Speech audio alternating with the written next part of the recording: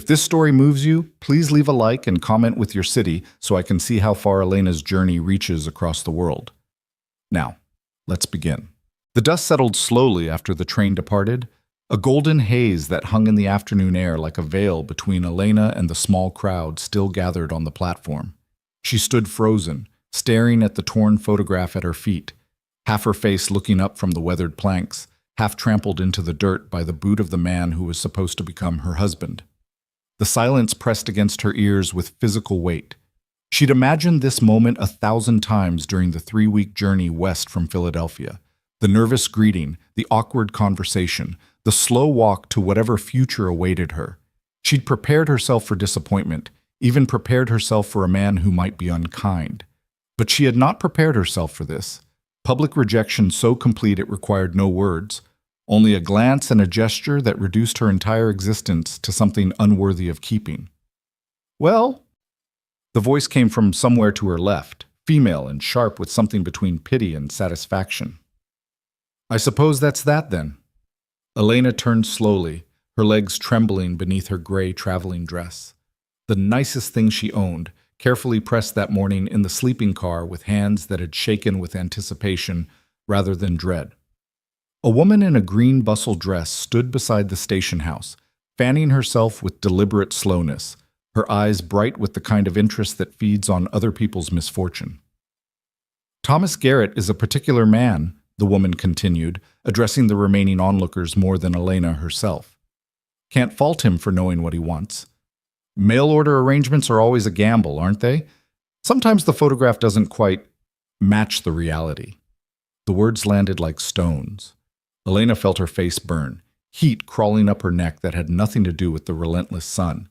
She wanted to speak, to defend herself, to explain that the photograph had been taken only 4 months ago and was perfectly accurate, that she was exactly who she'd claimed to be in her letters. But her throat had closed around the words, trapping them somewhere between her heart and her mouth. "Martha, that's enough."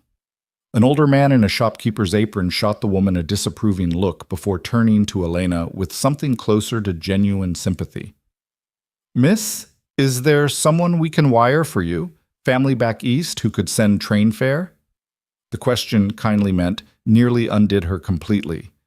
Elena shook her head, not trusting herself to speak. There was no one. Her parents had died of typhoid fever 2 years ago, within days of each other. Her aunt, who'd taken her in afterward, had made it clear that Elena's presence was a burden, another mouth to feed in a household already stretched thin. The advertisement for mail-order brides had seemed like providence, a chance to build a new life, to be wanted, to matter to someone. "I have a little money," she managed finally, her voice sounding strange and distant to her own ears. "Perhaps there's a boarding house." "The boarding house is full," Martha interjected, snapping her fan closed with a decisive click. "Miners came through last week, took every bed. And anyway, a young woman alone—" She let the implication hang in the air, laden with judgment. The platform began to empty. The initial spectacle had passed, and people were returning to their lives, their routines, their ordinary Friday afternoon business. Elena watched them go with a detached sort of panic, as if she were observing her own disaster from a great distance. The sun hammered down on the wooden platform, turning the air thick and difficult to breathe. Her carpetbag suddenly felt impossibly heavy, though it contained everything she owned: 2 dresses, a nightgown, undergarments, her mother's Bible, a silver locket, and the bundle of letters from Thomas Garrett that had painted a picture of a life she would now never live. She bent slowly and picked up the torn pieces of her photograph, smoothing them against her skirt with fingers that had started to shake. In the picture, she looked hopeful. Young and hopeful, and stupidly naive. "You should take the evening train back," the shopkeeper said gently. "It comes through at 6. I'm sure Thomas would at least—" "Mr. Garrett made his position clear, Henry." Martha had moved closer, her voice dropping to a stage whisper that still carried across the platform. The girl misrepresented herself. Look at her. She's twice the size of that photograph. He has every right to refuse the arrangement. I've gained no weight," Elena said quietly, finally finding her voice even as something inside her began to fracture. "The photograph is accurate. I'm exactly who I claim to be." Martha's eyebrows lifted. Well, that may be your opinion, dear, but clearly Mr. Garrett sees things differently. These arrangements require honesty, you understand. When a man sends for a bride, he expects— What does he expect? The words came out sharper than Elena intended, propelled by a sudden flame of anger that burned through her shock. A commodity? A purchase that can be returned if it doesn't meet specifications? The shopkeeper, Henry, cleared his throat uncomfortably. Martha's face tightened with disapproval, and Elena realized she'd made a mistake. In this moment, in this place, she had no right to anger. She was the rejected bride, the woman found wanting, the outsider who'd arrived with expectations that had proven embarrassingly unfounded. Anger was a luxury she couldn't afford. "I apologize," she said, the words tasting like ash. I'm not myself." Understandably so. Henry shifted his weight, clearly wishing to be anywhere else. "Miss, truly, the evening train would be your best option. You could be back in Denver by tomorrow. Find work there, perhaps, in one of the hotels, or— I don't have fare back to Denver." The admission cost her something, a final stripping away of dignity. "I used everything I had to come here." The silence that followed held a different quality. Heavier, more awkward, tinged with the uncomfortable realization that this situation had no easy resolution. Martha made a small sound of impatience and turned away, clearly done with a problem that had become too complicated for her afternoon entertainment. Henry rubbed his jaw, looking genuinely distressed. "There might be work," he said finally. "Mrs. Chen at the restaurant sometimes needs help, or the hotel might require a chambermaid." "It won't be much, but it would be honest work until you could save enough for passage back to— The hotel won't hire her." Martha had paused at the edge of the platform, turning back with the air of someone delivering an unwelcome truth. "Catherine runs a respectable establishment. She won't take on a woman with this kind of situation attached to her name. The whole town will know about this by supper time, Henry, and you know it." She was right, and they all knew it. In a town this size, Elena could see perhaps 24 buildings from where she stood. Scandal spread like wildfire across dry grass. By evening, everyone would know that Thomas Garrett had taken one look at his mail-order bride and rejected her on the platform. The whispers would follow her everywhere. Too plain, too heavy, too something. Not enough. Henry opened his mouth to respond, but movement at the far end of the platform caught Elena's attention. Two figures were approaching, a man and a small child. The man moved with this easy, ground-covering stride of someone accustomed to walking long distances, his worn hat pulled low against the sun. The child, a girl of perhaps 6 or 7, skipped beside him, her hand clasped in his. They reached the platform just as Martha departed with a swish of green skirts, her departure somehow more cutting than her presence. The man paused, taking in the scene with eyes that missed nothing.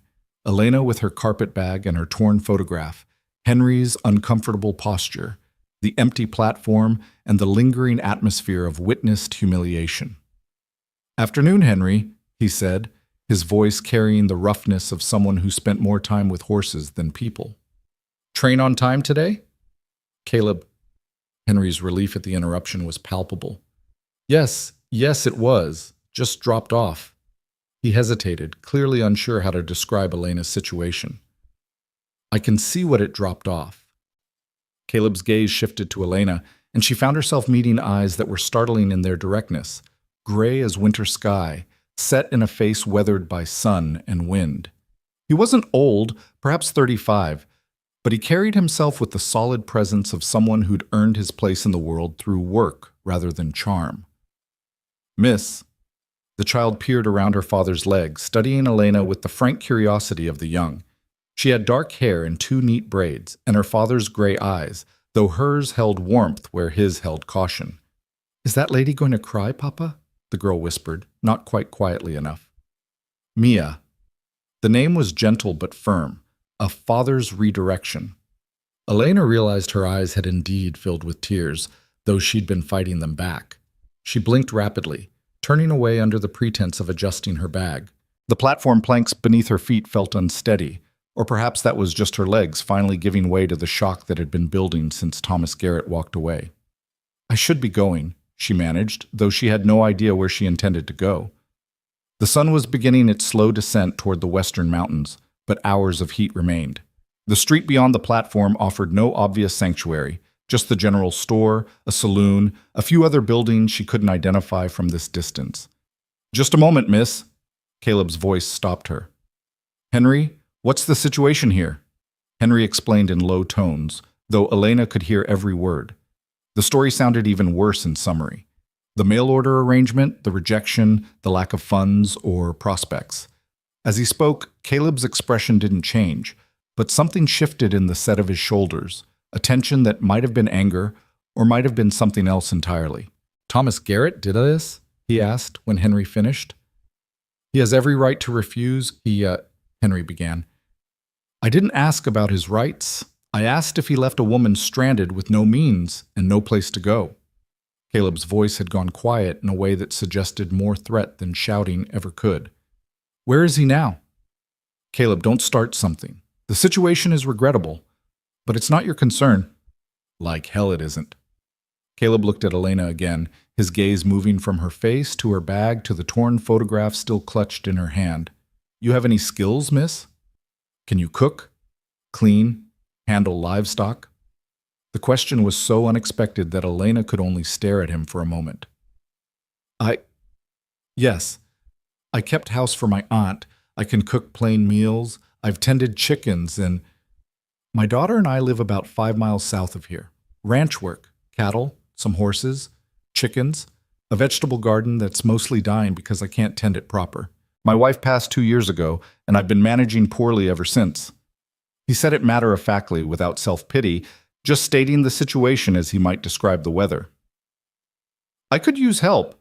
You could use a place to stay. Temporary arrangement until you figure out your next move." Henry made a sound of protest. "Caleb, that's not... People will talk. A young unmarried woman staying at your ranch? Let them talk. They'll talk anyway about what happened here today." Caleb's jaw tightened. "At least this way she'll have a roof over her head while they're doing it." Elena's mind reeled, trying to process this sudden shift from complete disaster to unexpected rescue. But something in her resisted the word rescue. This man wasn't offering charity, he was proposing an arrangement. Work in exchange for shelter. It had a dignity to it that pure charity would have lacked. "I would work hard," she heard herself say. "I wouldn't be a burden." "Didn't figure you would be." Well, Caleb's expression softened almost imperceptibly. "But I won't lie to you, it's hard living out there. The work is constant, the house needs everything, and Mia..." He looked down at his daughter with something that might have been helplessness. "She needs things I can't give her. Gentleness, teaching. The kind of care a man doesn't know how to provide." Mia tugged on her father's sleeve. "Is the lady coming home with us, Papa?" "That's up to the lady, little bird."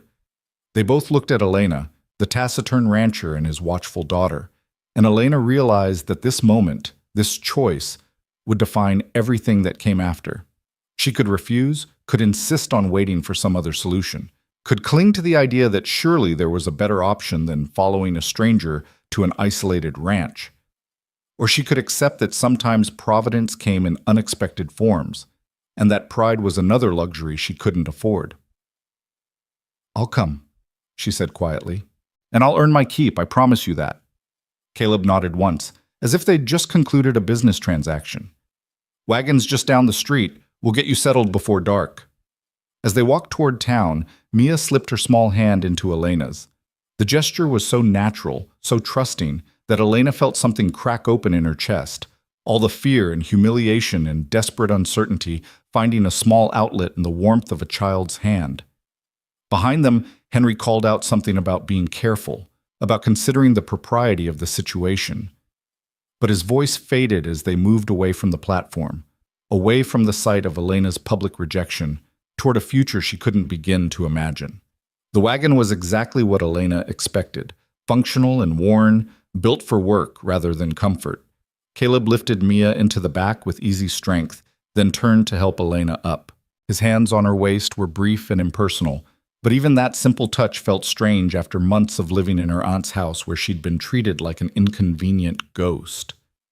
"Thank you," she said as she settled onto the hard bench seat. For not leaving me there." Caleb climbed up beside her and gathered the reins. A man who'd leave a woman stranded isn't a man worth knowing. Thomas Garrett just showed everyone exactly what he's made of, and it isn't much. They pulled away from town as the afternoon sun painted everything in shades of gold and amber. Elena watched the buildings recede, watched the platform where her future had shattered become just another point in the landscape. She thought about Thomas Garrett tearing her photograph, about Martha's sharp satisfaction, about the weight of being found wanting. But she also thought about Caleb's quiet anger on her behalf, about Mia's hand in hers, about the possibility, however slim, that sometimes the worst moments open doors to something better. The road south cut through open grassland that rolled away toward distant mountains. The air smelled of sage and dust and something else, a wildness that had no name but that Elena could taste with every breath. The heat pressed down relentlessly, but there was a beauty to it too, a harsh grandeur that made her feel very small and somehow, paradoxically, less alone. Mia chattered from the back of the wagon, telling Elena about the chickens and the garden and her favorite horse, a gentle mare named Clover. Caleb drove in silence, his attention on the road, but Elena sensed he was listening to his daughter's words with the careful attention of a man who'd learned to treasure them. "We had a housekeeper for a while," Mia said suddenly, Mrs. Patterson. "But she left because she said Papa was too quiet and the ranch was too lonely." Mia. There was warning in Caleb's voice, but also resignation, the tone of a father who'd learned his daughter would say exactly what she thought, regardless of redirection. "It's true, Papa. She said you didn't talk enough, and there was nothing to do except work." Mia leaned forward, her small face appearing between Elena and Caleb. "Are you going to leave too?" The question was so direct, so vulnerably honest, that Elena felt her throat tighten. "I don't know what the future holds," she said carefully, "but I'm here now, and I'll work as hard as I can for as long as I stay." It was the only honest answer she could give, and Mia seemed to accept it. She settled back into the wagon bed, humming a tuneless song that drifted away on the hot wind. They traveled in silence for a long stretch. The only sounds, the creak of the wagon, the steady clip of hooves, and the occasional call of a bird from the scrubland. Elena felt the last of her adrenaline fade, leaving behind a bone-deep exhaustion that made even sitting upright feel like an effort. The morning's hope had curdled into afternoon's humiliation and now evening's strange new reality. Her mind kept trying to process it all, but the pieces wouldn't fit together into anything coherent. "You'll have your own room," Caleb said finally, breaking the silence. "It's not much, used to be storage, but it has a window and a bed. You'll take meals with us. Work will be sunrise to sundown most days, Sundays off except for essential chores." He was outlining terms, establishing boundaries, making sure she understood this was an employment arrangement and nothing else. Elena appreciated the clarity, the lack of ambiguity. After the chaos of the day, there was comfort in simple, direct communication. "That's more than fair," she said. "It's what's right." Caleb glanced at her briefly, then back to the road. "I won't have people saying I took advantage of your situation. You work, you get room and board. We'll figure out wages once I see what you can do. That agreeable?" "Yes." Another stretch of silence, then, "About what happened back there, with Garrett." Caleb's jaw worked, as if he was choosing his words carefully. "What he did was cruelty, plain and simple. Had nothing to do with you and everything to do with him being a small man with a smaller heart.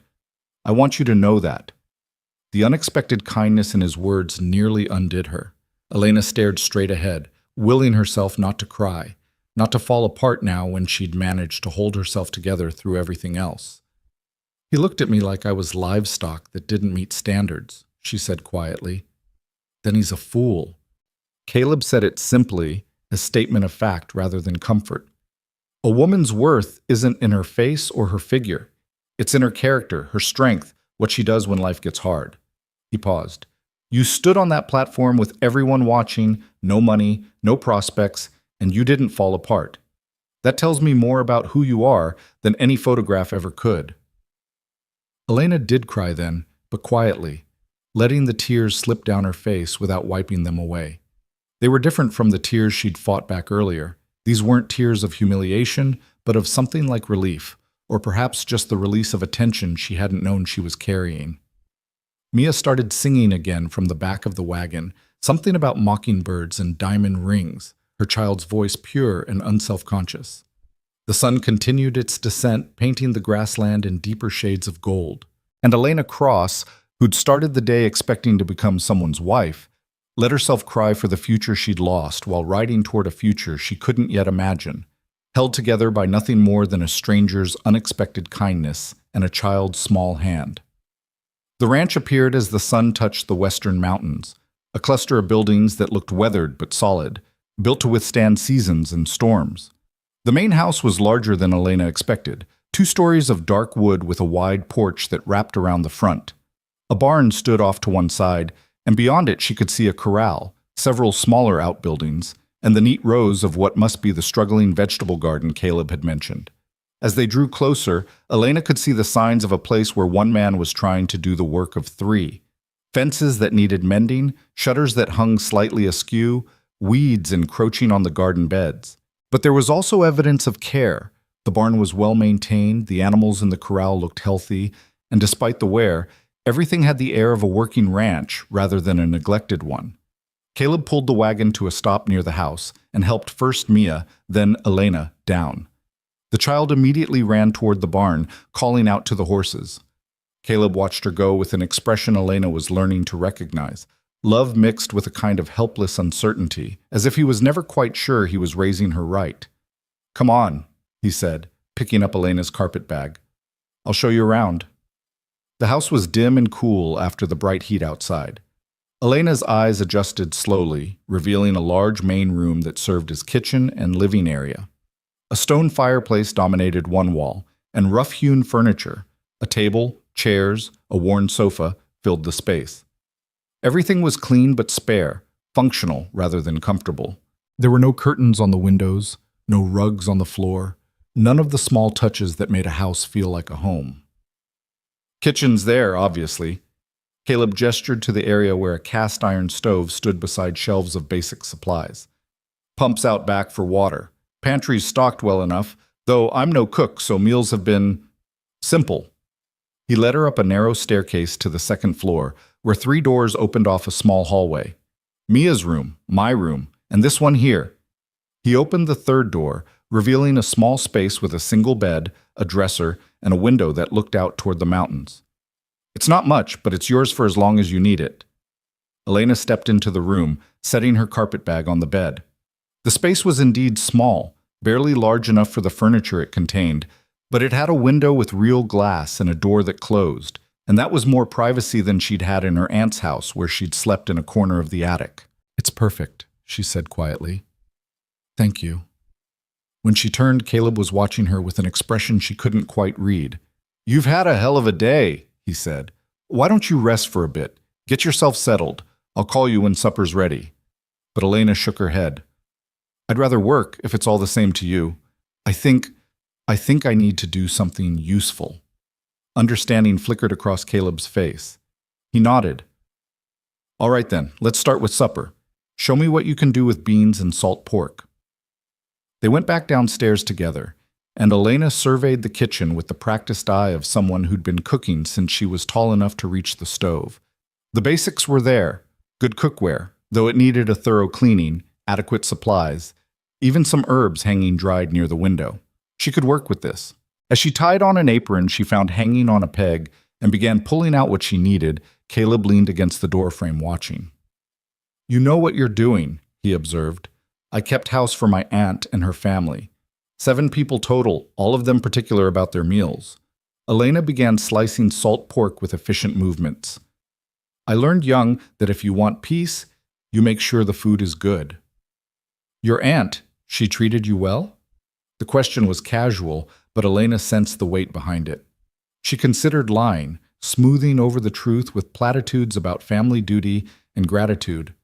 But something about this man's direct honesty seemed to demand the same in return.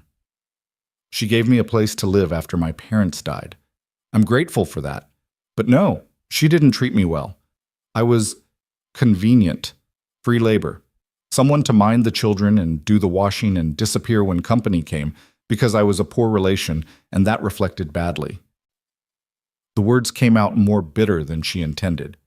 Elena focused on the salt pork, cutting it into precise cubes, channeling her emotions into the knife work. "So you took the first escape you could find," Caleb said softly. "Even if it meant marrying a stranger." "Even if it meant that." Elena moved to the stove, stoking the fire. I thought it would be a fresh start, a chance to build something of my own, to matter to someone. And instead you got Thomas Garrett. Instead I got humiliated in front of half the town." Elena's hands stilled on the skillet. "Do you know him, Garrett?" "Well enough to know you're better off without him." Caleb's voice had gone hard again. "He runs a feed store, thinks highly of himself, treats his employees poorly. Word is he's been through 2 mail-order arrangements before this one. First woman got here and found out he'd lied about owning his business. Turned out he just managed it for his uncle. She left on the next train. Second one stayed for 3 months, then ran off with a ranch hand." Elena absorbed this, trying to reconcile it with the man who'd carefully composed letters about building a life together, about wanting a partner, about being lonely in this big country. "He wrote such nice letters," she said quietly. "I imagine he did. Some men are better on paper than in person." Caleb pushed off from the doorframe. "I'll let you work. Holler if you need anything." He left her alone in the kitchen, and Elena let herself sink into the familiar rhythm of cooking. She fried the salt pork until it was crisp, then used the fat to sauté wild onions she found in the pantry. Beans that had been soaking went into a pot with water, some of the dried herbs, a pinch of precious sugar to cut the bitterness. While it all simmered, she made biscuits from flour, lard, and buttermilk, her hands remembering the proportions her mother had taught her years ago. As she worked, Mia wandered in and out, fascinated by the activity. The girl was obviously starved for female company, asking questions about everything: where Elena was from, what Philadelphia was like, whether she knew any songs, whether she could braid hair better than Papa could. "Papa tries," Mia confided, perching on a chair to watch Elena roll out biscuit dough. "But his fingers are too big and the braids always come loose. Sometimes I do them myself, but they're all crooked." "I could braid your hair tomorrow morning, if you'd like," Elena offered. Mia's face lit up with such pure joy that Elena felt her battered heart expand slightly. This child at least wanted her here. This child didn't find her lacking. Supper was ready as the last light faded from the sky. Elena called Caleb in from whatever work he'd been doing in the barn, and they sat down together at the rough table. The taciturn rancher, his talkative daughter, and the woman who'd been rejected that afternoon and somehow, impossibly, found herself here. Caleb took his first bite of beans and went still. He looked at Elena, something like surprise crossing his features. "This is good," he said. "Really good. It's just beans and salt pork. It's the first meal I've had in 2 years that tasted like something worth eating." He took another bite and another. "Mrs. Patterson couldn't cook worth a damn, and I'm worse. We've been surviving on charred meat and burnt biscuits for a long while." Mia nodded enthusiastically, her mouth full. When she swallowed, she announced, "Papa makes everything taste like smoke." "I do not." "You do, Papa. Even the eggs taste like smoke." Despite everything, the exhaustion, the lingering humiliation, the strangeness of being in this place with these people, Elena found herself smiling. There was something deeply normal about this exchange, something grounding about sitting at a table and sharing a meal while a child teased her father. They ate in comfortable silence for a while, the kind that came not from having nothing to say, but from being tired and hungry and focused on the food. When they finished, Elena stood to clear the dishes, but Caleb stopped her with a raised hand. "You cooked. Mia and I will clean up. That's how it works here. Everyone contributes." So Elena watched as the big rancher and his small daughter worked together to clear the table and wash the dishes, their movements practiced and comfortable. Mia stood on a stool to reach the washing basin, and Caleb dried with a dish towel, and the simple domesticity of it all made Elena's eyes sting with tears she didn't quite understand. When the kitchen was clean, Caleb sent Mia upstairs to get ready for bed. The girl hugged Elena goodnight, a fierce, spontaneous embrace that nearly knocked Elena backward, before thundering up the stairs with the unselfconscious noise of a happy child. Alone with Caleb again, Elena felt suddenly awkward. The evening had taken on an intimacy she hadn't anticipated, sitting at his table, feeding his child, watching him move through his home. She was a stranger here, she reminded herself. An employee, nothing more. You must be exhausted, Caleb said, seeming to sense her discomfort. Tomorrow will be soon enough to talk about work. Tonight, just rest. Thank you. Elena hesitated, then asked the question that had been building since they left town. Why did you help me? You don't know anything about me. I could be anything, anyone. Caleb considered this, his gray eyes thoughtful in the lamplight. My wife, he said finally. She came west as a mail-order bride too. That's how we met. She arrived in town with nothing but a carpet bag and a lot of hope, and her intended had died 2 weeks before. Influenza. She was stranded, same as you, and if someone hadn't helped her... He paused, his throat working. She was the best thing that ever happened to me. When I saw you on that platform today, I saw her. I saw what could have happened if no one had stepped in. The confession hung in the air between them, heavy with memory and loss. Elena understood then that this offer of refuge was about more than kindness. It was about honoring the memory of someone who'd needed help once and received it. I'm sorry, she said softly, about your wife. So am I. Caleb turned away, but not before Elena saw the flash of pain across his face. Get some rest. Morning comes early on a ranch. Elena climbed the stairs to her small room, her body finally beginning to register the full weight of the day's events. She changed into her nightgown, washed her face with water from the pitcher on the dresser, and sat on the edge of the narrow bed. Through the window, she could see stars beginning to appear in the darkening sky. More stars than she'd ever seen in Philadelphia, scattered across the heavens like diamonds on velvet. Somewhere out there was the town where she'd been rejected. Somewhere out there was Thomas Garrett, probably already forgetting the woman he'd dismissed.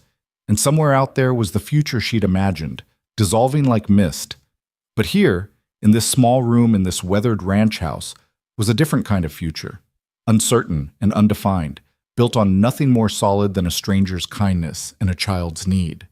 Elena wasn't naive enough to think this arrangement would last forever, or that she'd found some fairy tale ending to her disaster.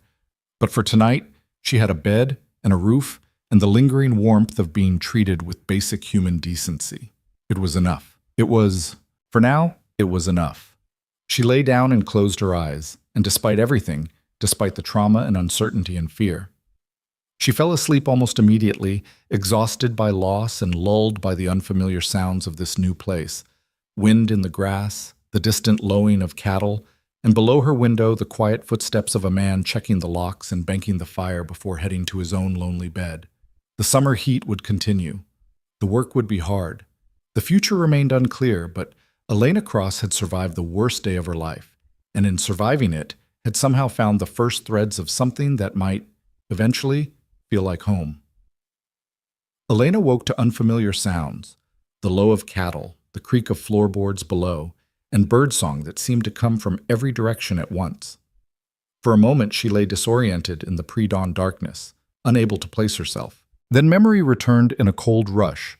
The platform, the torn photograph, Thomas Garrett's dismissive glance. She sat up quickly, as if movement could outrun the shame that came with remembering. Through the window, the sky was beginning to lighten at the edges, turning from black to deep blue. Elena dressed quickly in the dim light, choosing her older work dress and pinning her hair back with shaking fingers. Her reflection in the small mirror above the dresser showed a face that looked hollowed out by exhaustion, dark circles under eyes that seemed too large. She looked away.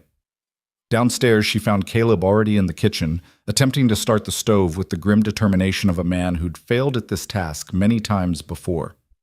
He looked up when she entered, surprise flickering across his weathered features. "Didn't expect you up this early," he said. "I'm used to early mornings." Elena moved toward the stove without thinking, years of household routine taking over. "Let me." She had the fire going properly within minutes, working with practiced efficiency while Caleb watched from the doorway. The kitchen began to warm as she pulled out flour and eggs, moving through the space as if taking inventory of its possibilities. "Coffee's in the blue tin," Caleb offered. Though fair warning, I make it strong enough to strip paint. Strong is fine. Elena found the tin and measured grounds into the pot, adding water from the pump. When does Mia wake? Depends on the day. Sometimes dawn, sometimes not till the sun's well up. He paused. She'll want those braids you promised. The simple statement carried unexpected weight, a reminder that Elena's words mattered here, that someone was counting on her to keep them. She nodded, focusing on slicing salt pork for breakfast. The familiar work steadied her, gave her hands something to do while her mind tried to make sense of this new reality. They worked in companionable silence, Caleb eventually settling at the table with his coffee while Elena cooked. The eastern sky turned gold, then pink, light spilling through the windows and illuminating dust motes that danced in the air. There was something peaceful about this hour, Elena thought, something that felt suspended between yesterday's disaster and whatever today would bring. Mia appeared as Elena was plating eggs and fried pork, the girl's hair a wild tangle around her sleep-flushed face. She climbed into her father's lap without preamble, burying her face in his shoulder. "Morning, little bird," Caleb murmured, his voice gentle in a way that transformed his whole presence. Elena made breakfast. The girl peered at the table, then at Elena, as if testing whether yesterday had been real or dreamed. "You stayed," she said finally. "I did."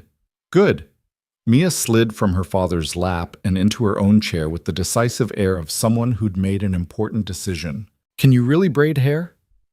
After breakfast, Elena sat Mia on a stool near the window and carefully worked through the tangles in the child's dark hair.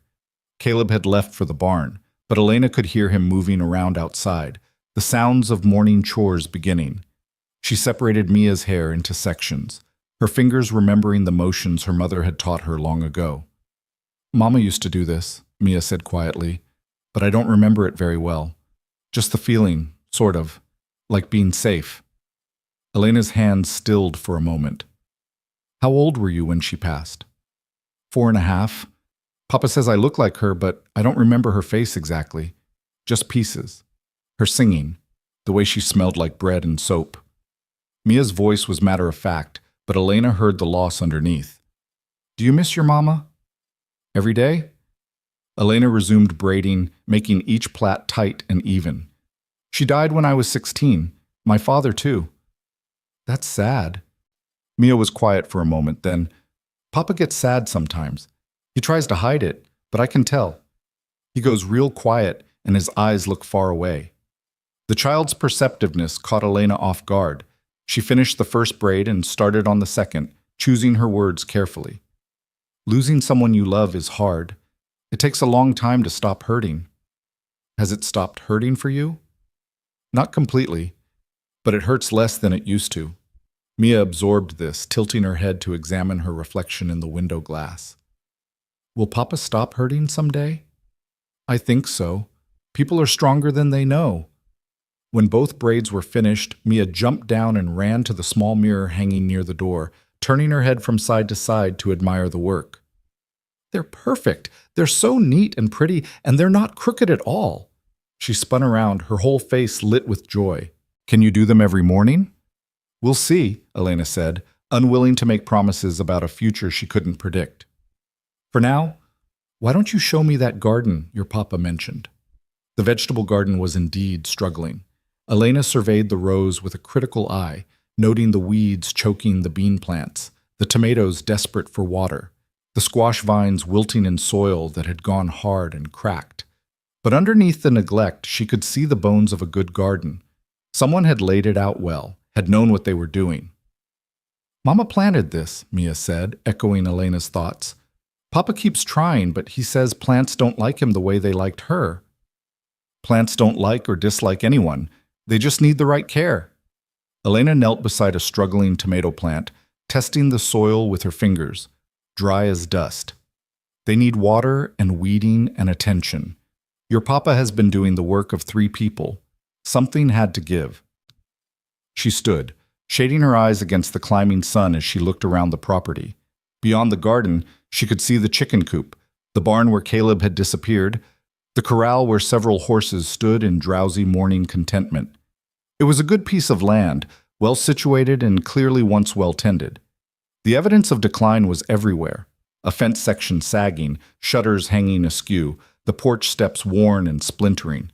But it wasn't beyond saving, not yet. "Can you fix it?" Mia asked, watching Elena with eyes too old for her young face. "The garden, I mean. Can you make it like it was?" "I can try." Elena met the child's gaze. "But it will take work. A lot of work." "I can help. I'm a very good helper. Papa says so."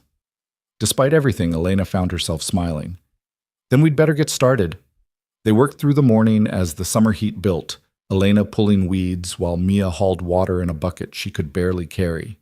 The child was indeed a good helper, tireless and cheerful, chattering constantly about the ranch, her father, the horses, and a dozen other topics that seemed to have no particular order or connection. Elena listened with half her attention while her hands fell into the rhythm of the work, pull, toss, the weeds coming up in satisfying clumps. Caleb appeared around mid-morning, his shirt dark with sweat and his hat pushed back. He stopped at the edge of the garden, taking in the neat rows Elena had already cleared, the pile of weeds wilting in the sun. "You don't have to do this," he said. "I hired you for house help, not field work." Elena sat back on her heels, wiping her forehead with the back of her hand. "A garden is a garden. Seems a shame to let it die when it could be saved." He studied her for a long moment, his expression unreadable. Then he nodded slowly. "Water barrels around back. Pump's been working steady. You need anything else? Come find me in the barn." As he turned to go, Elena called out, "Mr. Rowan?" He paused, looking back. "What should I call you? Mr. Rowan seems too formal for someone living in your house." "Caleb's fine." He shifted his weight, as if the informality made him uncomfortable. "We're not formal people out here." "Caleb, then."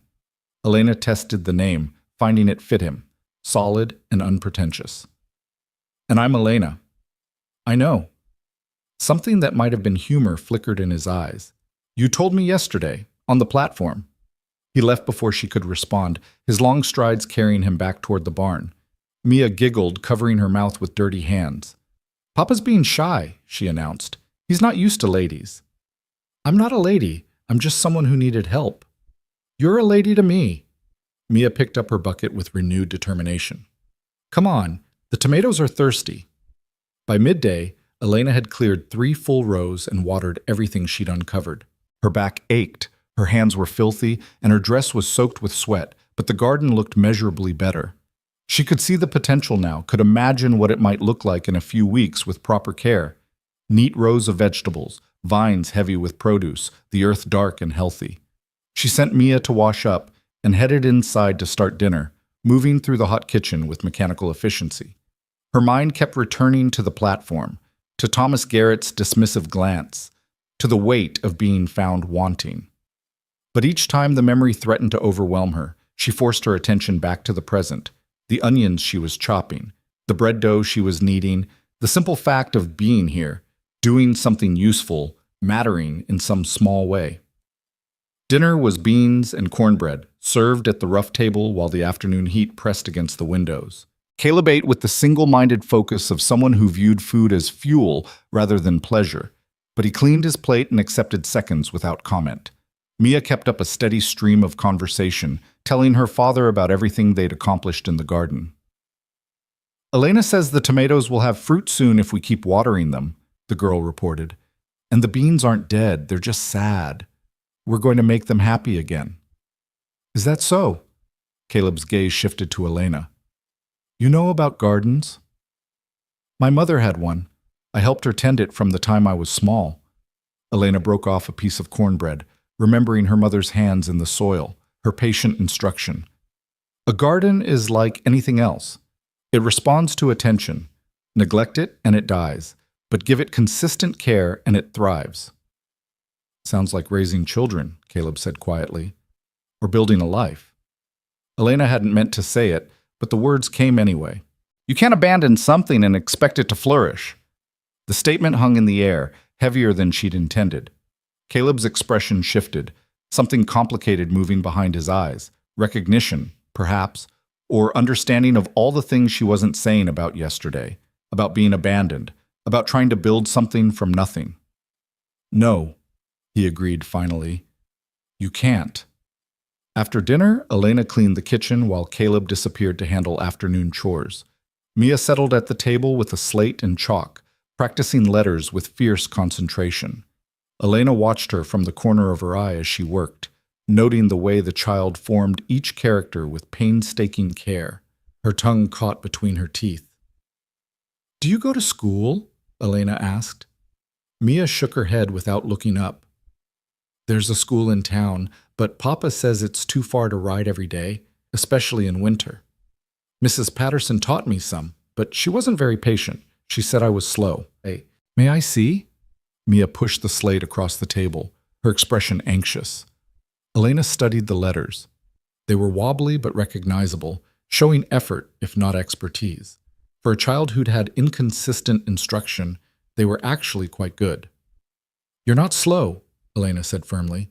"You just need practice. Would you like help?" The girl's face transformed with hope. "Really? You'd teach me?" "I'm not a real teacher, but I can show you what I know." They spent the next hour working together, Elena gently correcting Mia's letter formation while the afternoon light slanted through the windows. It was peaceful work, quieter than the garden, but equally satisfying. The child was bright and eager, soaking up instruction like dry ground soaking up rain.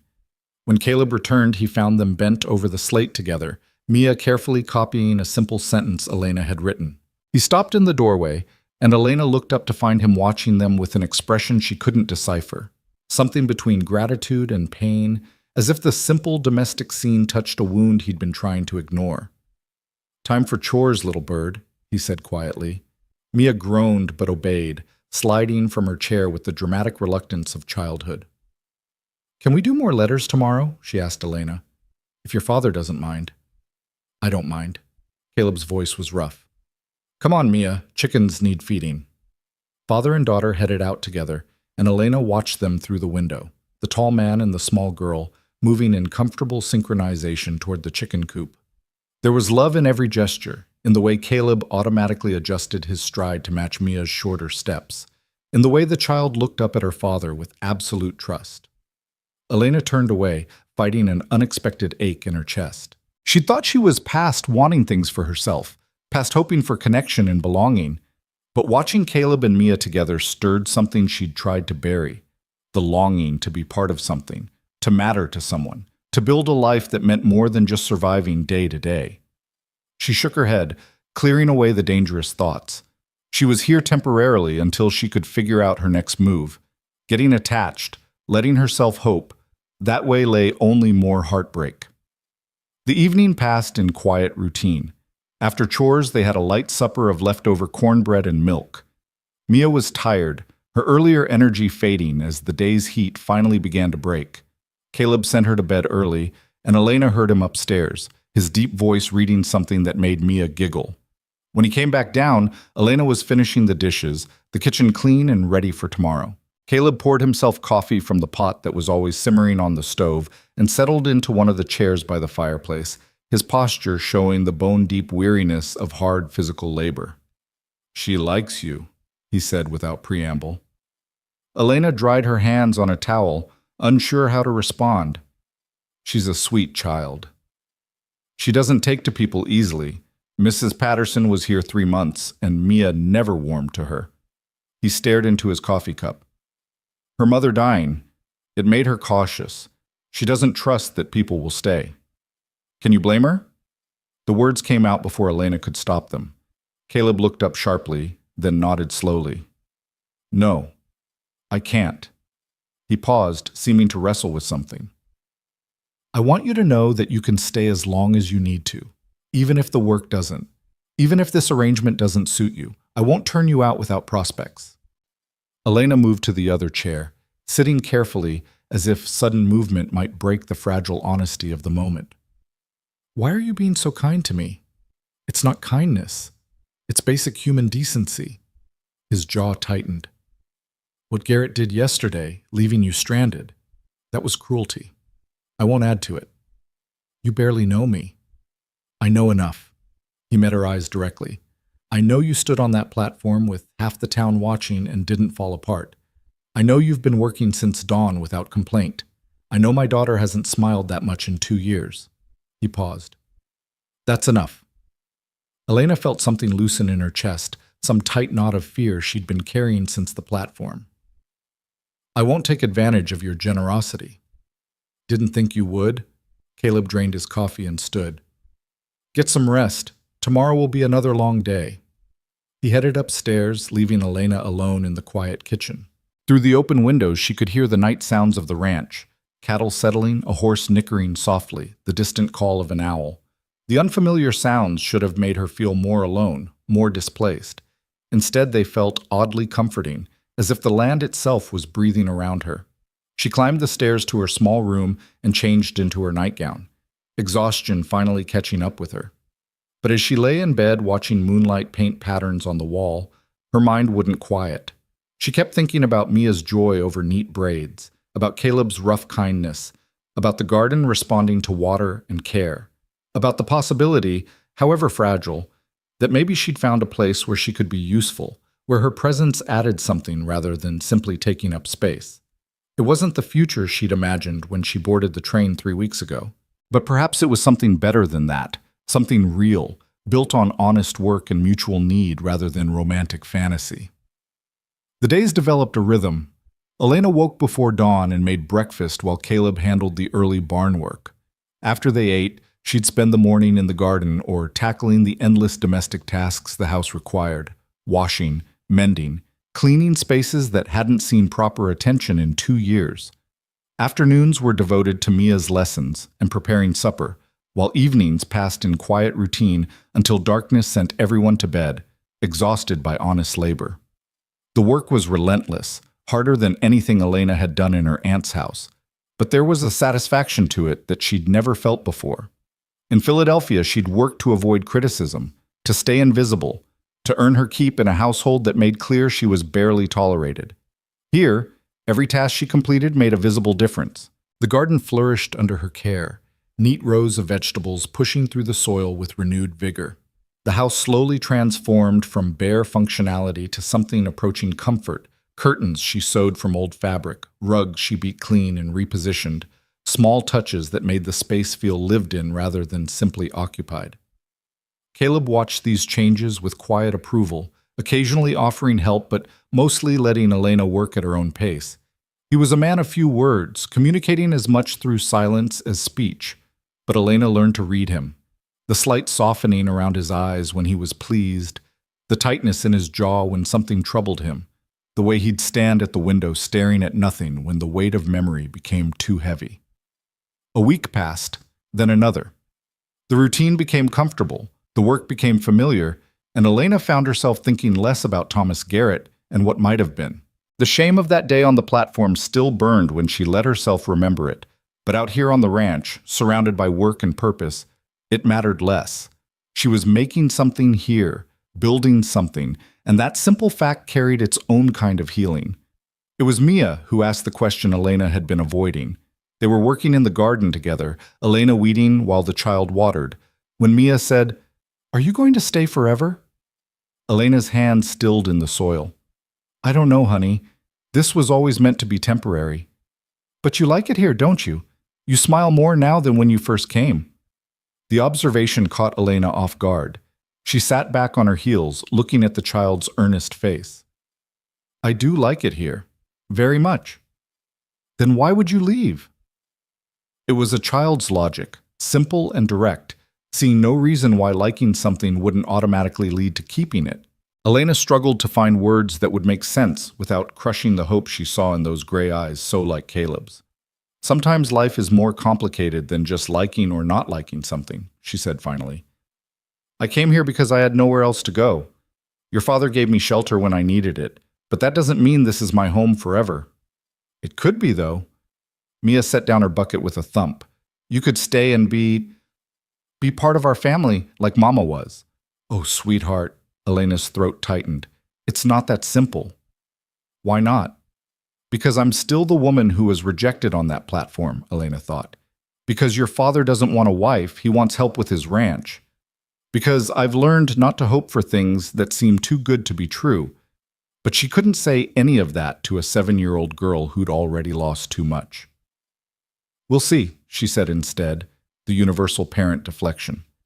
For now, let's focus on these tomatoes. They're almost ready to pick.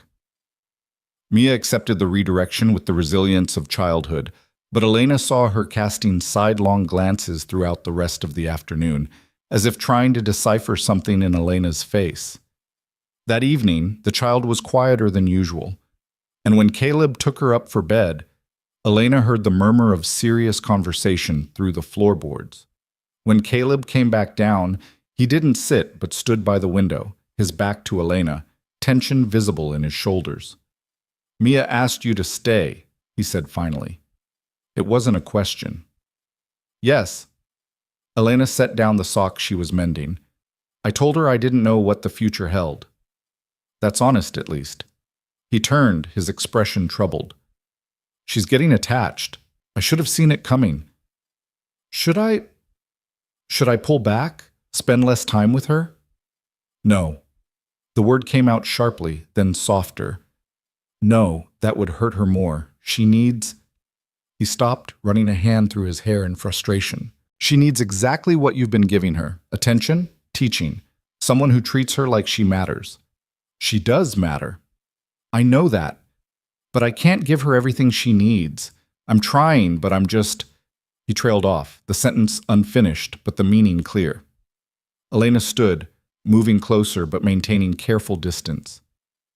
"You're a good father, Caleb. She adores you. She needs more than adoration. She needs a mother." The words seemed dragged from somewhere deep. "And I can't give her that." The kitchen fell silent except for the tick of the clock and the soft sounds of the summer night beyond the windows. Elena felt the weight of unspoken things pressing against the air between them, the complicated tangle of need and grief and the simple human longing for connection. "I don't know how long I can stay," she said quietly. "I don't know what I'm building toward or where I'll end up. But while I'm here, I'll care for her as best I can." Caleb nodded slowly, something like relief crossing his features. "That's all I'm asking." But Elena suspected it wasn't all he was asking, just all he could bring himself to say. She suspected there was more beneath the surface, questions about the future, about possibility, about whether this temporary arrangement might become something else. She saw it in the way he looked at her sometimes when he thought she wasn't watching, in the careful distance he maintained, in the quiet gratitude that colored his interactions with her.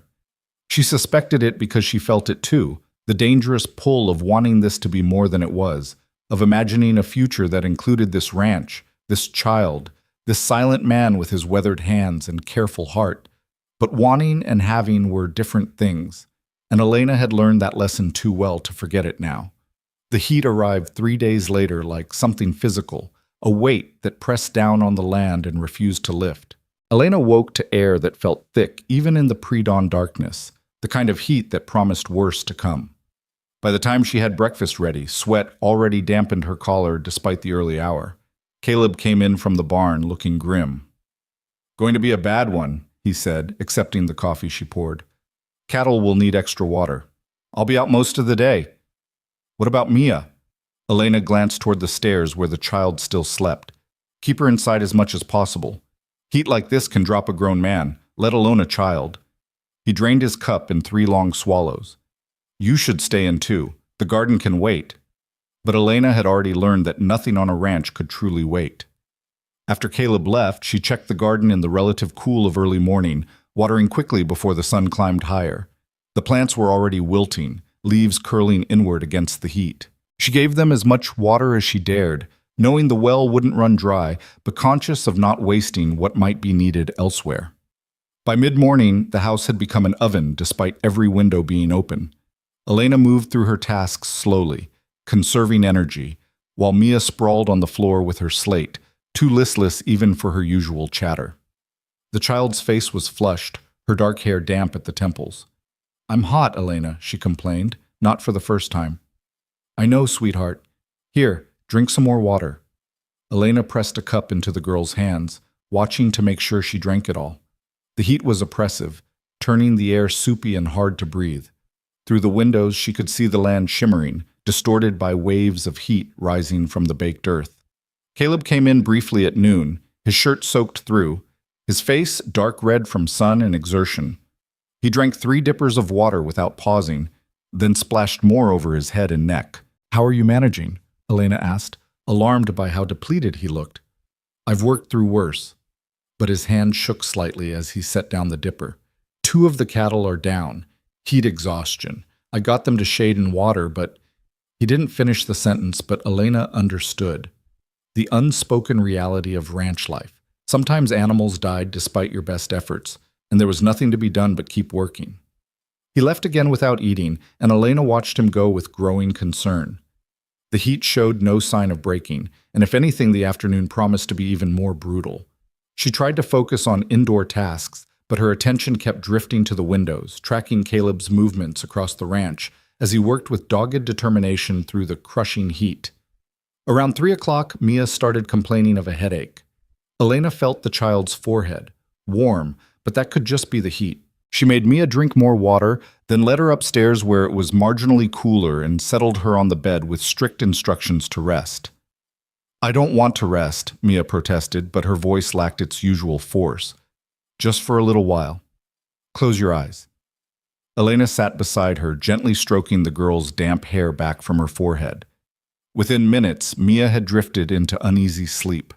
Elena stayed there, watching her, unease building in her chest. Something about the child's color worried her, a flush that seemed deeper than just heat. She told herself she was being overcautious, that it was natural for Mia to be tired in this weather. But the worry persisted, a small cold spot in her mind, despite the suffocating heat. When Mia woke an hour later, she was crying. "My head hurts," she whimpered, "and my tummy feels funny."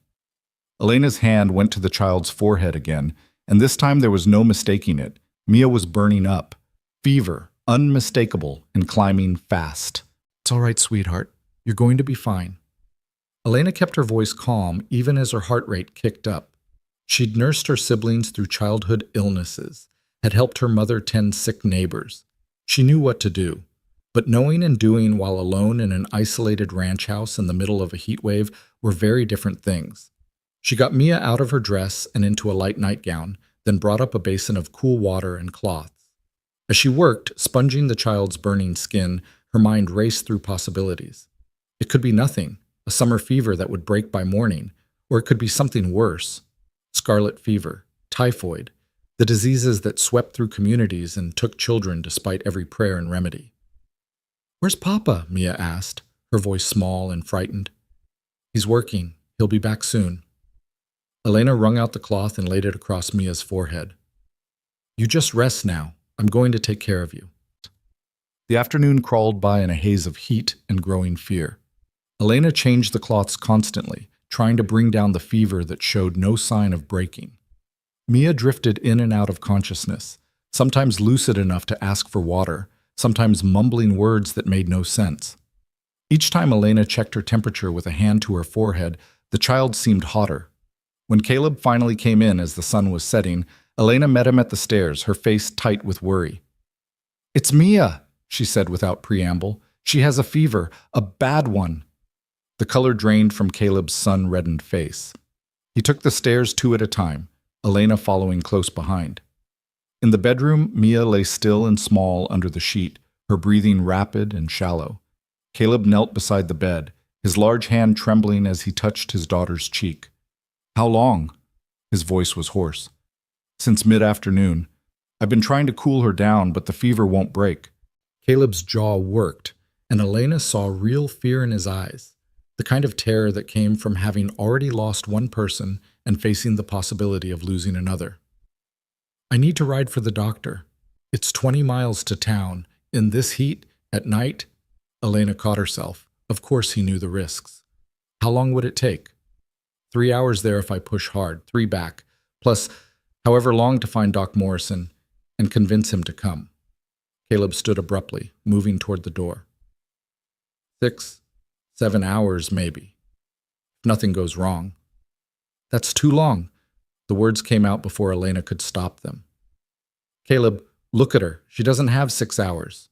He turned back, and the raw anguish in his face nearly broke Elena's composure. Then what do I do?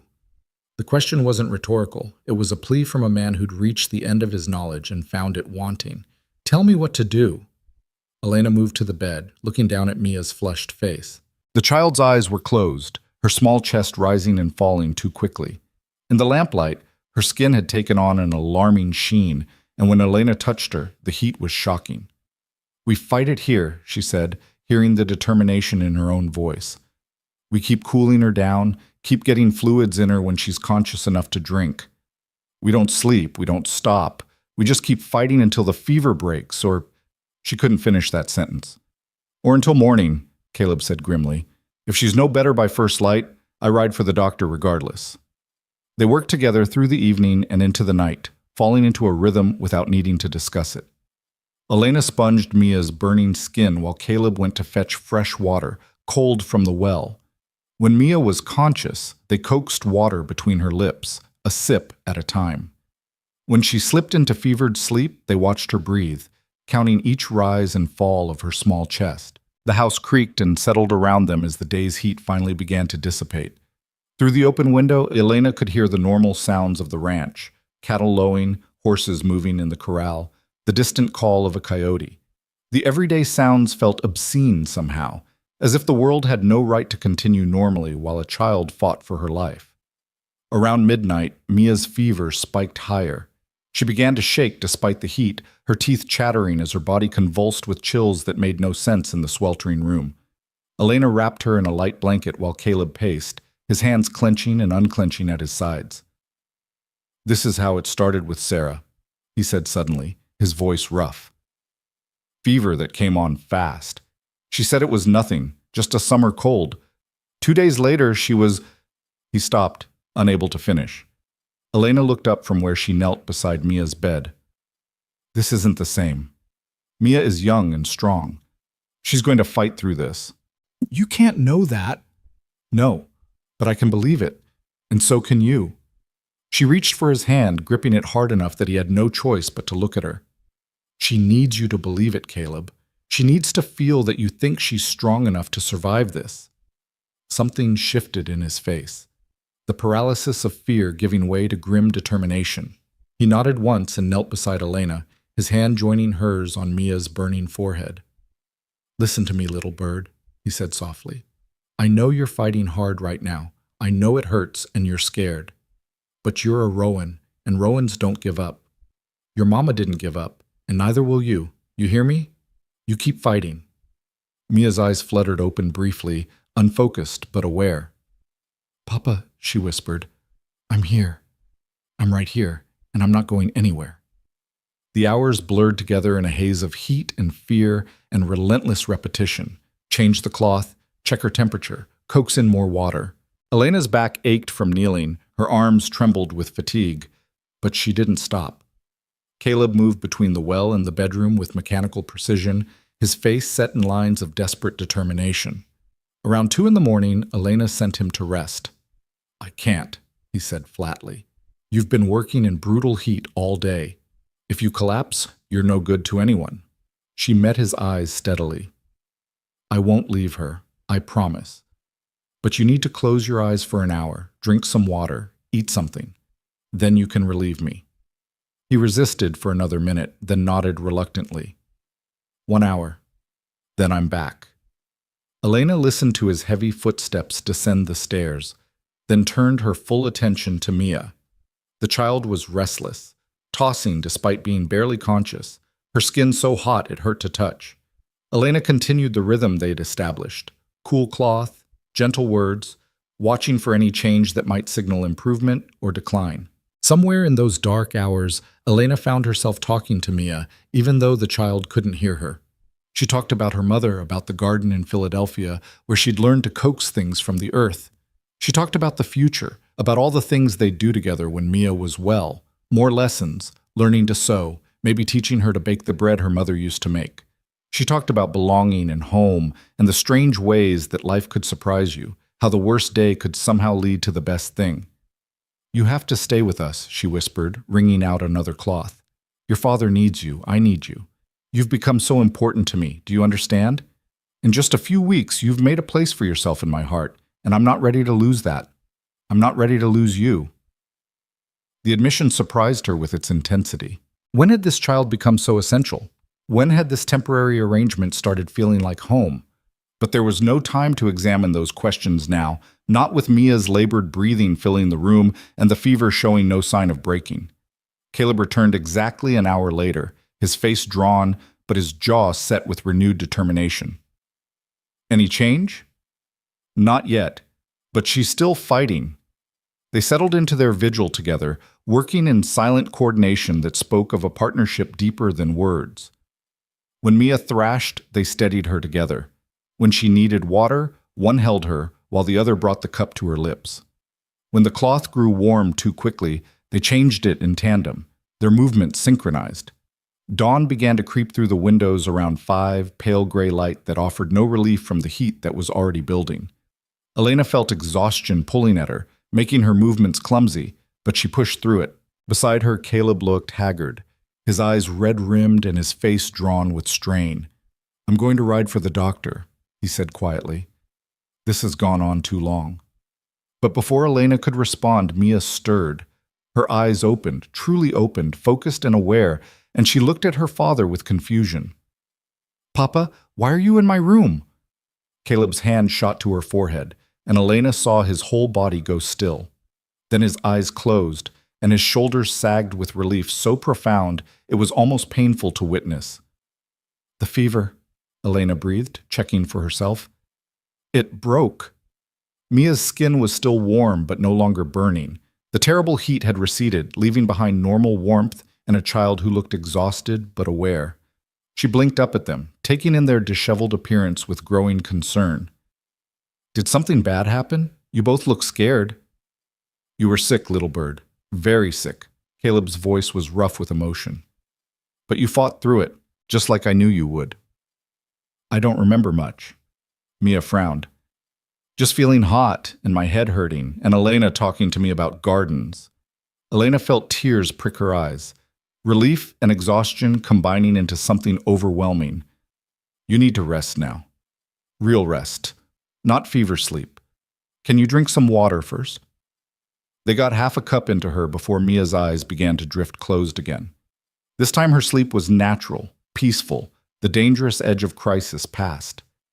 Elena and Caleb sat beside the bed watching her breathe, neither willing to leave just yet, as if their presence alone could anchor her to this side of recovery. "Thank you," Caleb said finally. His voice was barely above a whisper. "If you hadn't been here, if I'd been alone—" "But you weren't alone." Elena reached over and took his hand without thinking, gripping it firmly. "And she's going to be fine. Children are resilient. A few days of rest and she'll be running around like nothing happened." Caleb looked at their joined hands, then up at her face. In the growing morning light, Elena could see every line of exhaustion, every shadow of fear that had marked the night. But she could also see something else, a kind of recognition, an acknowledgement of what had passed between them during those dark hours. "I couldn't have done this without you," he said. "When I saw her lying there burning up, I froze. All I could think about was Sarah, about how helpless I was then. But you didn't freeze. You knew what to do and you did it. And you didn't stop, even when it looked—" He swallowed hard. "You saved her life. We saved her life. Together." The word hung in the air between them, weighted with meanings neither was quite ready to examine. Together. They had worked together, fought together, kept vigil together through the longest night. And in doing so, something had shifted between them. Some boundary had been crossed that Elena suspected they couldn't uncross even if they wanted to.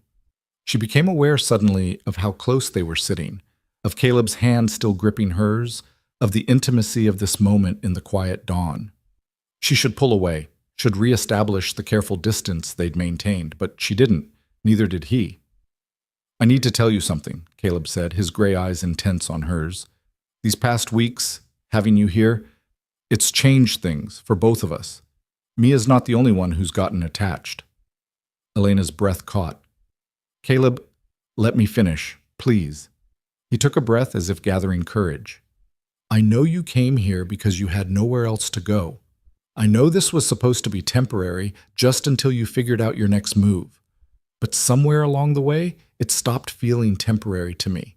It started feeling like maybe this could be something real, something permanent.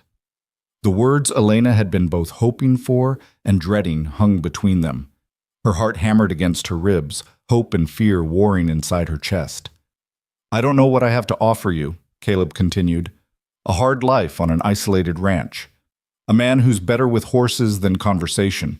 A child who needs more than I know how to give her. It's not much compared to what you might find elsewhere. It's everything, Elena heard herself say. The words came from someplace deep and honest, cutting through all her carefully constructed defenses. Don't you understand? This ranch, this child, it's everything I thought I'd lost when Thomas Garrett walked away. Purpose. Belonging. A place where I matter. Caleb's grip on her hand tightened. Then stay. Not as hired help or temporary arrangement. Stay as... He struggled with the words. A man unused to speaking his heart. Stay as my wife, as Mia's mother, as part of this family. The proposal was nothing like what Elena had imagined during those long weeks traveling west to meet a stranger. There was no romance, no pretty speeches, no promises of easy happiness.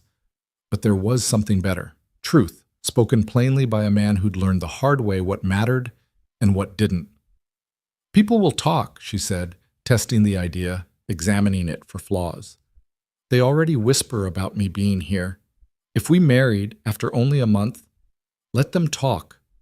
I don't care about gossip. I care about building a life that works, that's honest, that's based on something real. Caleb's voice was firm. You've proven yourself 100 times over. You've worked harder than anyone I've ever known. You've cared for my daughter like she was your own. You didn't run when things got hard. You stayed and you fought. That's all the proof I need. Elena looked at Mia, sleeping peacefully now, her small face relaxed and free of pain. She thought about the garden thriving under her care, about the house slowly transforming into a home, about the quiet satisfaction of work that mattered. She thought about Caleb's steady presence, his rough kindness, the way he'd looked at her during the long night, like she was essential, like her being there made all the difference. It won't be easy, she said quietly. Making this work, building a marriage out of necessity and circumstance. Nothing worthwhile ever is. Caleb shifted closer, his free hand coming up to cup her face with surprising gentleness. But I think we've got something most couples don't start with. We've already seen each other at our worst. We've already worked through crisis together. We know what we're getting. He was right. There would be no ugly surprises, no discovering too late that they couldn't weather hardship together. They'd already been tested and hadn't broken. Yes, Elena said, the word coming out steady and sure. Yes, I'll stay. I'll marry you. Caleb's eyes closed briefly, relief washing over his features. When he opened them again, there was warmth there Elena hadn't seen before. Not the heat of passion, but something deeper and more durable. He leaned forward slowly, giving her time to pull away, and pressed his lips to hers in a kiss that was chaste and solemn, sealing the promise they'd just made. When they pulled apart, Mia was watching them with sleepy satisfaction. I knew it, she mumbled, a smile tugging at her lips despite her exhaustion. I told Papa you should stay forever. You should be sleeping, Elena said, but she couldn't keep the joy from her voice. I am sleeping. This is a dream. Mia's eyes drifted closed again, but the smile remained. A really good dream. Caleb laughed, a sound Elena had heard so rarely it startled her. He pulled her close, wrapping his arm around her shoulders, and together they sat watching Mia sleep as the sun climbed higher and the ranch came to life around them. The heat would return with the day, fierce and unforgiving. There would be work to do, challenges to face, gossip to endure.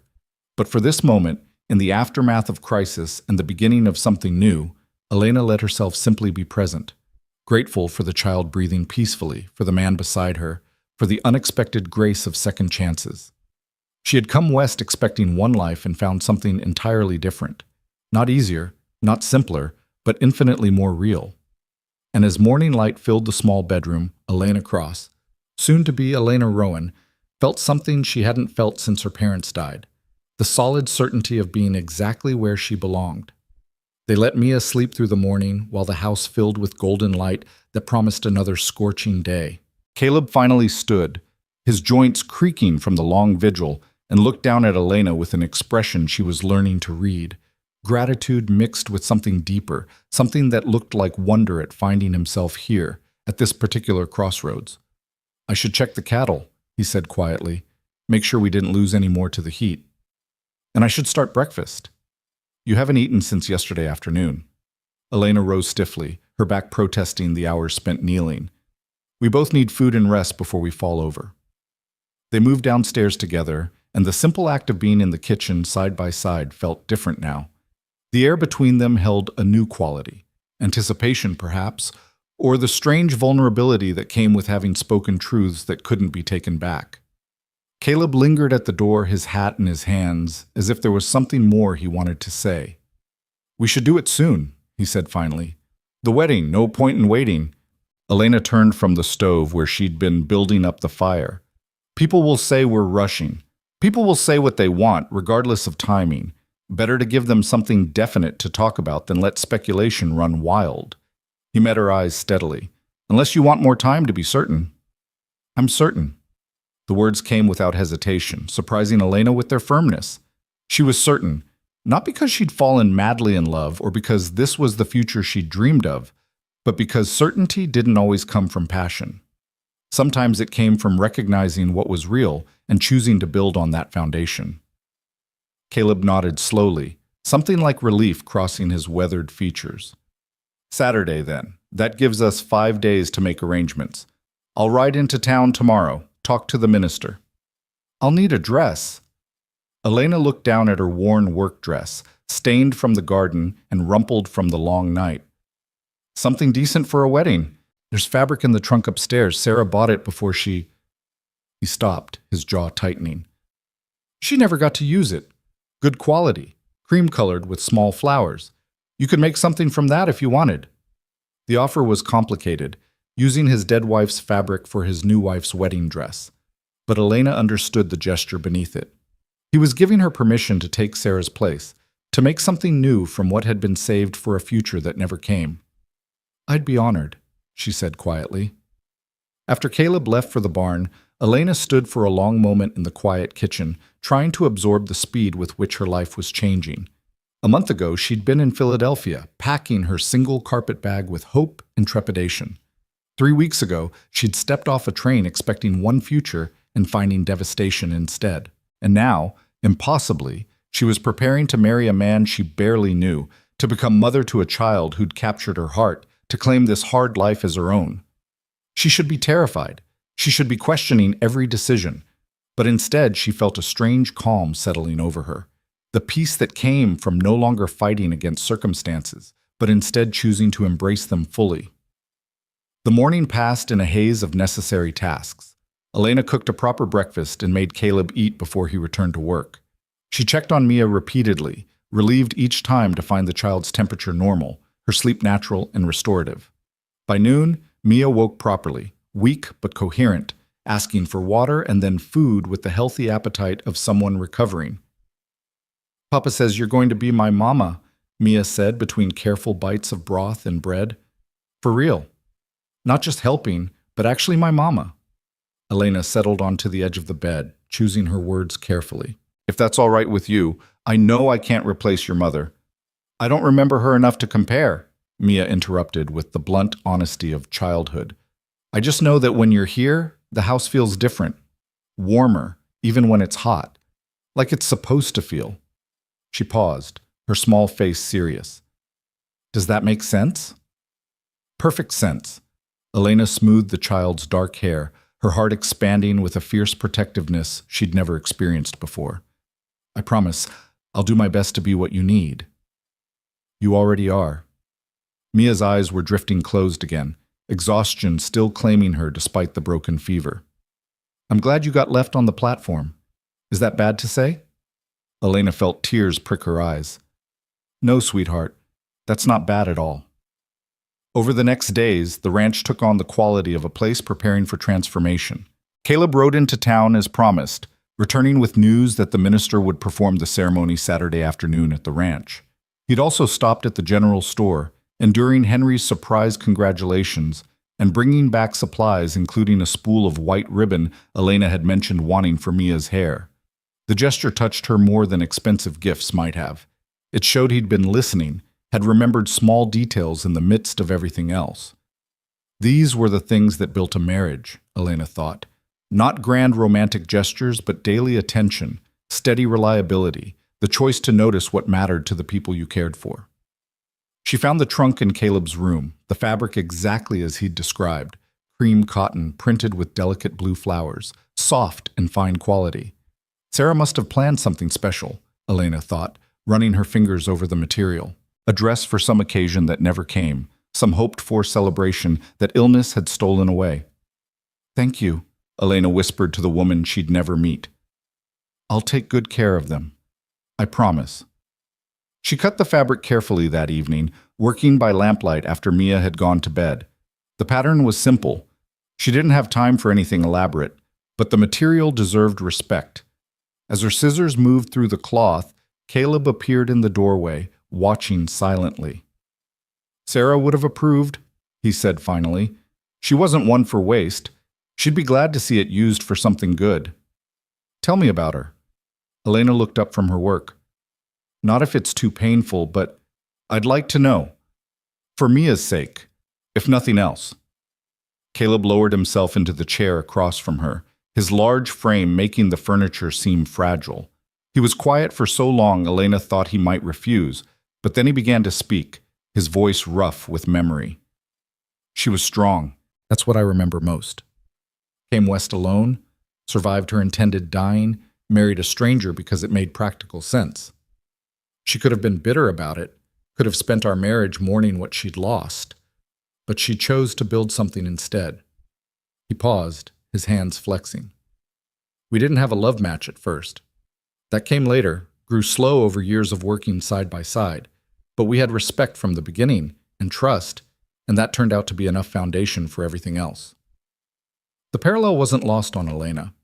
He was telling her their story while ostensibly telling Sarah's, letting her know what he believed about marriage, about how love could be built rather than simply found. "She sounds remarkable," Elena said. She was. "And so are you, in different ways." Caleb's gray eyes met hers directly. "I'm not trying to replace her with you, Elena. I'm trying to build something new. I want you to know that." "I do know it." Elena set down her scissors, giving him her full attention. "I'm not trying to be her shadow. I'm trying to be myself, make my own place here. You already have."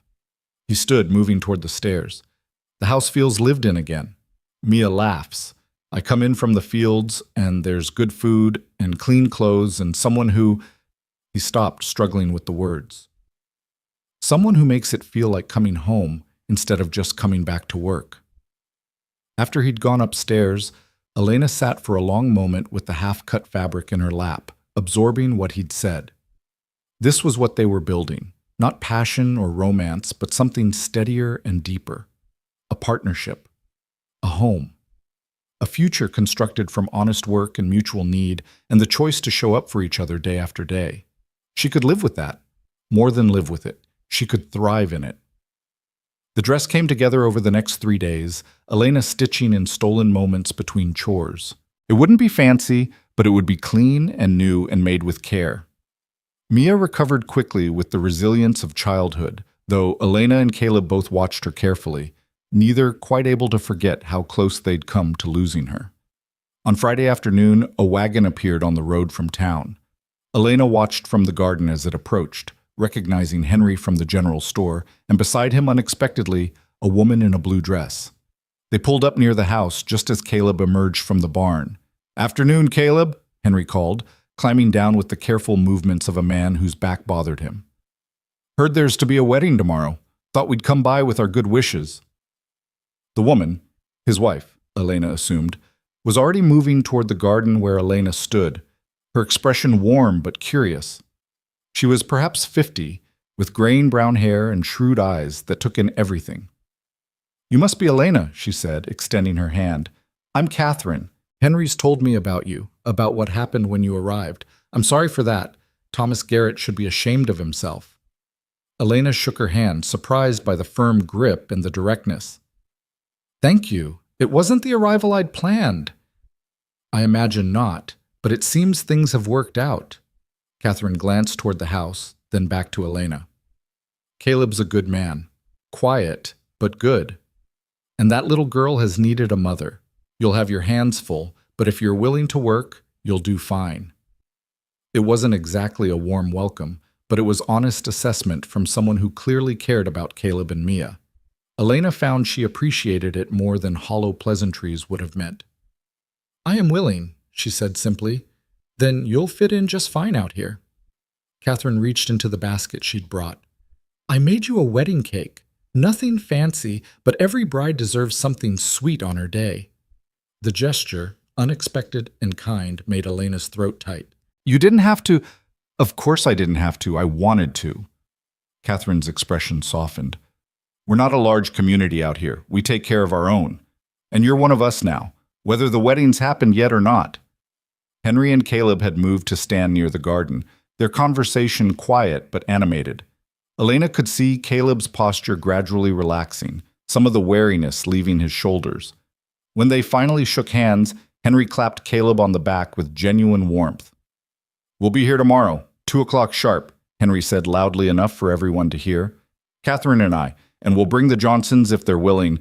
Every wedding needs witnesses. After they left, Caleb stood watching the wagon recede into the distance, his expression thoughtful. Didn't expect that, he said when Elena joined him. Neither did I. I thought the town would be… She trailed off, unsure how to finish. Hostile? Judgmental? Caleb's mouth twisted. Some will be. Martha and her crowd will have plenty to say about how fast this happened, about propriety and scandal. But Henry and Catherine, the Johnsons, a few others, they're good people. They'll stand by us. That's all we need then. Elena slipped her hand into his, a gesture that still felt new but was becoming familiar. A few good people in our corner. He squeezed her hand gently, his calloused palm warm against hers. You're not nervous? About tomorrow? Terrified, Elena admitted. But not about marrying you. About whether I'll be enough. Whether I can really do this, be a wife and mother, make a life out here. You've already been doing it for weeks. Tomorrow just makes it official. He turned to face her fully, his gray eyes serious. Elena, I need you to understand something. I'm not a man who speaks pretty words or makes big romantic gestures. I'm going to disappoint you sometimes, frustrate you often. This life is hard and lonely, and the work never ends. I know all that. But I'll show up. Every day I'll show up, and I'll work beside you, and I'll do my best to be a good husband and father. I'll be honest with you. I'll provide for you, and I'll stand by you when things get hard. He paused. That's what I can promise. Is it enough? Elena looked at this man who'd taken her in when she had nothing, who'd given her purpose and place, who fought for his daughter with everything he had. She thought about the steady reliability he was offering, not passion or poetry, but daily presence and unwavering commitment. It was what Sarah had built a life on, what had created the home Elena could still feel echoes of in this house. It's more than enough, she said. It's everything that matters. The wedding day dawned clear and hot, the sky that particular intense blue that promised another scorching afternoon. Elena woke early out of habit, her stomach fluttering with nerves that had nothing to do with doubt and everything to do with the simple magnitude of what she was about to do. Today she would marry Caleb Rowan. Today she would become Elena Rowan, wife and mother, permanently rooted to this place and these people. She dressed carefully in the new dress, pleased with how it had turned out. The cream fabric with its small blue flowers was modest but pretty, the cut simple enough to be practical but feminine enough for a wedding. She'd sewn careful stitches throughout the night, finishing just before dawn, and now she smoothed the skirt with hands that trembled slightly. Mia burst into her room without knocking, her eyes wide. You look like a princess, a real princess. I look like a woman in a new dress, Elena corrected gently, but she couldn't help smiling at the child's enthusiasm. Can I wear the blue ribbon in my hair, the one Papa brought? Of course. Come here, let me braid it in properly. They worked together getting ready, Mia chattering excitedly about the wedding while Elena tried to calm the butterflies in her stomach. Through the window, she could see Caleb in the yard, wearing what must be his Sunday clothes. Dark trousers and a white shirt, his hair still damp from washing. He looked uncomfortable in the formal attire, but undeniably handsome, and Elena felt her heart kick unexpectedly at the sight of him. By 1 o'clock, the small gathering had assembled. Henry and Catherine arrived first, followed shortly by a couple Elena hadn't met. The Johnsons, middle-aged and weathered, clearly ranch folk like themselves. The minister came last, a thin man with kind eyes, who'd made the long ride from town.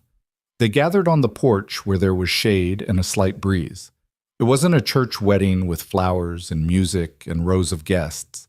It was 5 people standing witness while 2 others promised to build a life together. But there was dignity to it, Elena thought, an honesty that a more elaborate ceremony might have lacked.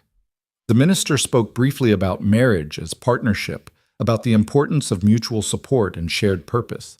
He didn't speak of love, perhaps sensing this wasn't that kind of union yet, but of commitment, fidelity, and the choice to stand together through hardship.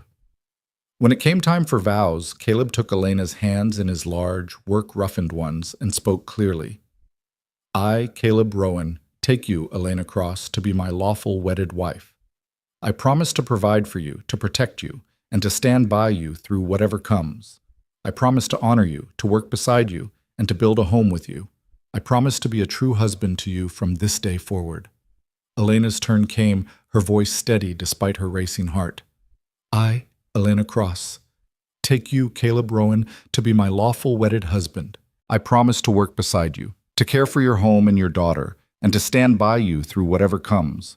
I promise to honor you, to be faithful to you, and to build a life with you. I promise to be a true wife to you from this day forward. Simple vows, stripped of flowery language, focused on the practical realities of the life they were choosing. When the minister pronounced them husband and wife, Caleb leaned down and kissed Elena gently, a brief press of lips that sealed their promise. Mia cheered and the small group applauded. Catherine produced the cake she'd brought, and they shared it on the porch along with lemonade Elena had made that morning. It was a modest celebration, but there was joy in it, genuine warmth from their few guests, and relief from Caleb and Elena that they'd taken this step, made their commitment official. You chose well, Catherine told Elena quietly, while the men talked near the porch rail. Caleb's the kind of man who'll weather any storm. And that child needs you. Anyone can see that. I need them too, Elena admitted, more than I knew. That's how the best marriages work. Meeting each other's needs, building something together. Catherine squeezed her arm. You'll do fine, dear. Just remember that every marriage has hard days. The trick is to keep showing up even when it's difficult. The guests departed as the afternoon wore on, leaving the newly formed family alone. Mia, exhausted by excitement and still recovering from her illness, went down for a nap without protest. Caleb and Elena found themselves alone in the kitchen, the reality of what they'd done settling over them like dust after a storm. Well, Caleb said finally, we're married. We are. Elena felt suddenly shy, uncertain of what came next. They'd been living under the same roof for weeks, but this was different. This was permanent, binding, real in ways the temporary arrangement had never been. Caleb seemed to sense her uncertainty. Nothing has to change tonight, he said quietly. You can keep your room for now. Take time to adjust. I won't rush you. The offer was kindly meant, giving her space and time, but Elena found herself shaking her head. I don't need time, she said. We made promises today. I meant them. All of them. Something shifted in Caleb's expression. Surprise, perhaps, and gratitude, and something warmer that made Elena's pulse quicken. He moved closer, his hand coming up to cup her face with a gentleness that seemed impossible from such rough, work-worn hands. I'll do right by you, he promised. I'll be a good husband. I know. And she did know it, felt it with a certainty that had nothing to do with romance and everything to do with recognizing the fundamental decency of the man she'd married. Their second kiss was different from the first, deeper, more personal, carrying the weight of promise and possibility. When they pulled apart, Elena felt something click into place inside her chest, as if a piece of herself she hadn't known was missing had suddenly been found. That night, Elena moved her few possessions from the small storage room to the larger bedroom Caleb had occupied alone for 2 years.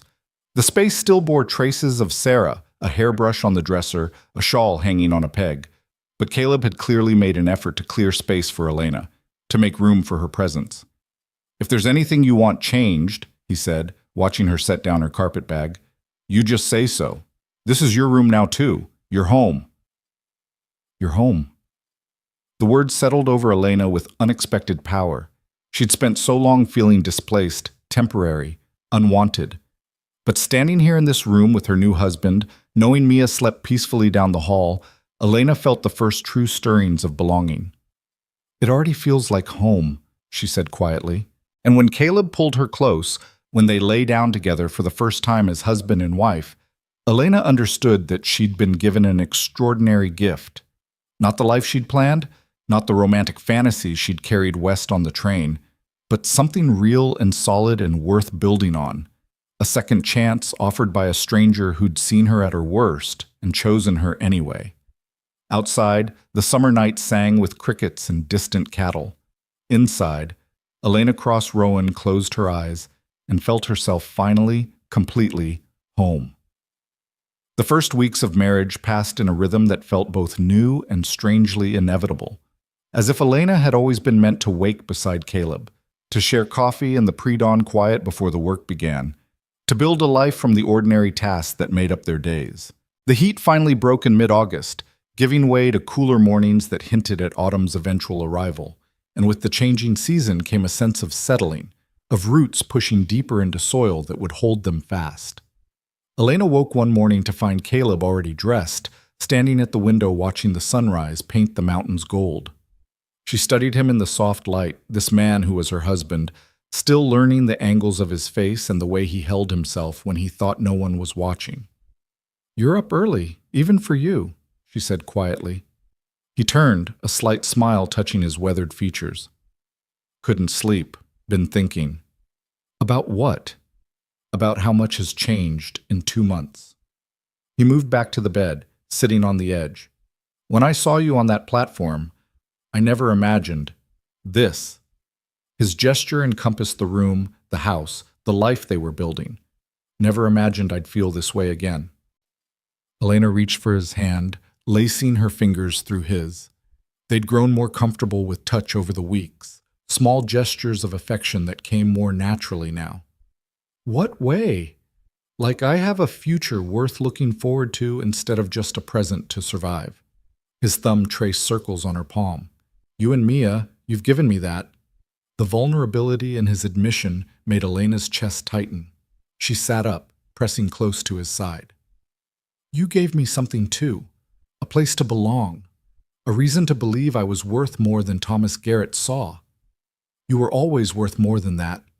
Caleb's voice went hard. "That man's a fool." They sat in comfortable silence as the room grew lighter, neither hurrying toward the day's demands. These moments had become precious, stolen time before Mia woke and the ranch required their attention, when they could simply be together without the weight of work and responsibility pressing down. But the peace was short-lived. Around mid-morning, as Elena worked in the garden and Caleb repaired fence line, a rider appeared on the road from town. Elena straightened, shading her eyes against the sun, and felt her stomach clench as she recognized the horse, a showy bay gelding that belonged to Thomas Garrett. She stood frozen as he approached, all the old humiliation rushing back in a cold wave.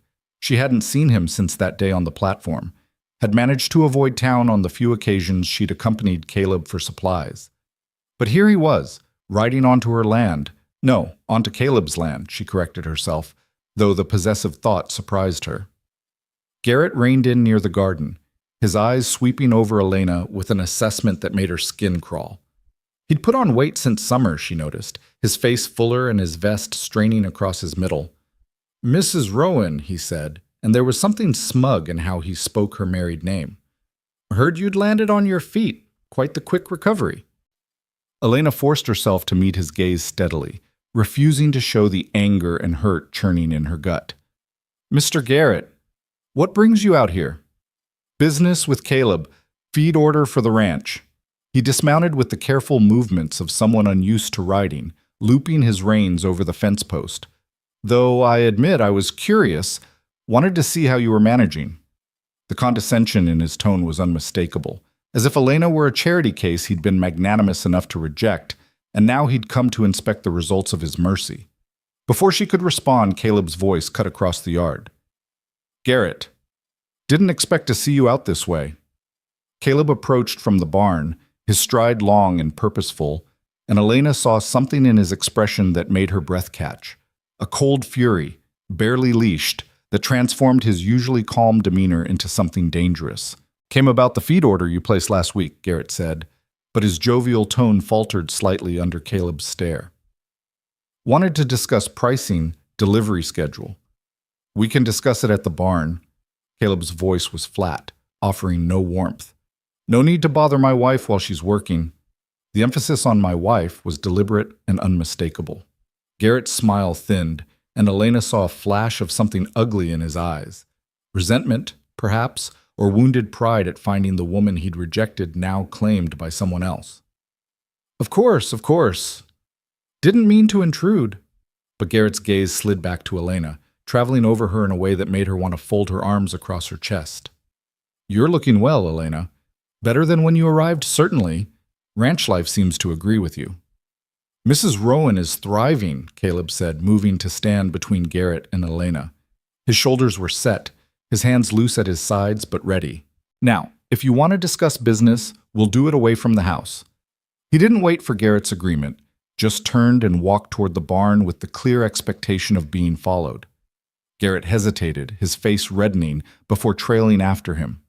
Elena watched them go, her heart pounding with a mixture of anger and something else, a fierce gratitude for Caleb's immediate, unhesitating defense of her. She forced herself back to the garden, pulling weeds with more violence than necessary while keeping one eye on the barn. The men were inside for perhaps 20 minutes, and when they emerged, Garrett's face was tight with barely suppressed anger. He mounted without another word and rode off at a pace that sent dust billowing in his wake. Caleb stood watching until he disappeared, then turned and walked back to where Elena had abandoned all pretense of working and was simply waiting. "What did you say to him?" she asked. "Told him his feed prices were too high and I'd be taking my business elsewhere." Caleb's jaw was tight. "Also told him if he ever looked at you that way again, if he ever spoke to you with anything less than complete respect, he'd answer to me. Made sure he understood I meant it." Elena felt something warm unfurl in her chest. "You didn't have to do that." "Yes, I did." Caleb's eyes met hers, fierce and protective. "You're my wife. What he did to you was unforgivable, and I won't have him thinking he can come here and make you feel small. Not on my land, not ever." "Our land," Elena corrected softly. Caleb's expression softened. "Our land," he agreed. He pulled her close, and Elena let herself lean into his solid warmth, drawing strength from his steady presence. "You all right?" "I am now." And it was true. Seeing Garrett again had stirred up old pain, but it couldn't touch her the way it once would have. She was no longer the desperate woman on the platform, no longer defined by his rejection. She was Elena Rowan, with a husband who defended her and a daughter who loved her, and a life she'd built with her own hands. The encounter with Garrett became a turning point of sorts, not because of what he'd done, but because of how little power his presence ultimately had to wound her. Elena found herself thinking less about the past and more about the future, about the life taking shape around her day by day. The garden flourished under her care, producing more than they could eat. Elena began preserving the excess, making pickles and putting up tomatoes, drying herbs and beans for winter. The work was endless but satisfying. Each jar she sealed a promise against the lean months ahead. Mia's lessons continued, the child's reading improving rapidly now that she had consistent instruction. Elena taught her to sew basic stitches, to knead bread dough, to tend the chickens and collect eggs without frightening the hens. The girl soaked up knowledge with the eagerness of someone starved for learning, and watching her grow and flourish gave Elena a satisfaction she'd never imagined. One afternoon in late September, as they worked together making applesauce from fruit Catherine had brought, Mia looked up from stirring the pot and asked, "Can I call you Mama?" Elena's hand stilled on the apple she was peeling. "Is that what you want?" "I think so." Mia's face was serious, thoughtful in the way of children wrestling with big feelings. I know you're not my real mama, but you feel like a mama. You take care of me and teach me things, and you stayed even when I was sick. That's what mamas do, isn't it? That's exactly what mamas do. Elena set down the apple and knelt beside the child, taking her sticky hands. I would be honored if you called me mama. So honored. Mia's face split into a radiant smile. Really? You mean it? I mean it with my whole heart. The child threw her arms around Elena's neck, nearly knocking her over, and Elena held her tight while something inside her chest cracked open and reformed stronger. She'd become a mother, not through birth, but through choice and daily presence, and the weight of that responsibility and gift settled over her like a benediction. When Caleb came in later and Mia greeted him with, "Papa, Mama says I can call her Mama," the look on his face made Elena's eyes sting with tears. He'd wanted this for his daughter, had hoped for it, and now it had come to pass not through force or obligation, but through genuine love grown slowly over months of shared life. That night, after Mia was asleep, Caleb pulled Elena close in their bed and whispered against her hair, "Thank you for loving her, for being exactly what she needed." "She's easy to love," Elena murmured back. "You both are." His arms tightened around her. "I never thought I'd have this again. A family. A home that felt alive instead of just functional." "Neither did I." Elena turned in his embrace, searching his face in the moonlight filtering through the window. "I thought Thomas Garrett taking one look at me and walking away was the end of something. I didn't know it was actually the beginning. His loss was my gain." Caleb's hand cupped her face with the gentleness he'd learned to show her. "Best thing that ever happened to me was being in town that day, seeing you on that platform." They made love slowly, tenderly, the physical expression of feelings that had grown deeper than either had anticipated. What had started as practical arrangement had transformed into something real and sustaining, not the passionate romance of storybooks, but something better. A partnership built on respect and daily choice, and the slow accumulation of shared moments that created intimacy. Afterward, as they lay tangled together, Elena thought about the strange path that had brought her here. The rejection that had felt like the end of her world had actually been its salvation. If Thomas Garrett had accepted her, she would have spent her life with a small, cruel man who saw her as property to be evaluated and found wanting. Instead, she'd found Caleb, steadfast, honorable, capable of deep feeling even if he struggled to speak it. "I need to tell you something," she said into the quiet darkness. "What's that?" "I love you." The words felt both momentous and simple, true in a way she'd only recently understood. "I don't know when it happened exactly. Maybe when you stood up to Garrett, or when you fought beside me through Mia's fever, or maybe it's been growing this whole time so slowly I didn't notice. But I love you, Caleb Rowan, not because you gave me shelter or because I'm grateful, but because of who you are, the man you are." Caleb was silent for so long Elena began to worry she'd spoken too soon, revealed too much. But then his arms tightened around her almost painfully, and when he spoke his voice was rough with emotion. "I love you too. Tried not to, told myself it was just convenience and mutual need, but somewhere along the way you became essential to me. Not because of what you do, though you do everything, because of who you are when you're doing it." He paused, struggling for words. "You make everything better just by being here. The house, the ranch, my daughter's life, my life." They held each other in the darkness, these two people who'd found each other through circumstance and built something true through choice. Outside, the September night was cooling toward autumn, and somewhere in the distance a coyote sang its lonely song. But here, in this bed, in this house, in this life they'd constructed from broken pieces, there was only warmth and belonging and the quiet certainty of being exactly where they were meant to be. The months that followed brought their own challenges and rewards. Winter came hard and early, testing their preparations and their resolve. There were days when the work seemed endless, when the cold pressed in and the isolation wore on all of them. But there were also evenings by the fire, Mia practicing her letters while Elena sewed and Caleb carved wooden toys, the three of them together in the warm circle of lamplight, while snow piled against the windows. Elena started taking her eggs and preserves to town, selling them through Henry's store. The income was modest, but meaningful. Money she'd earned herself, proof of her value in tangible form. She used the first profits to buy fabric for new dresses for Mia, watching the child's delight with a satisfaction that went bone deep. On one of these trips to town, she encountered Martha outside the general store. The woman's eyes narrowed with familiar disapproval, but Elena met her gaze steadily. "Mrs. Rowan," Martha said, making the name sound vaguely distasteful. "Still playing house on the Rowan ranch, I see." "Not playing," Elena corrected calmly. "Living. Building a life with my husband and daughter." "Your daughter?" Martha's laugh was sharp.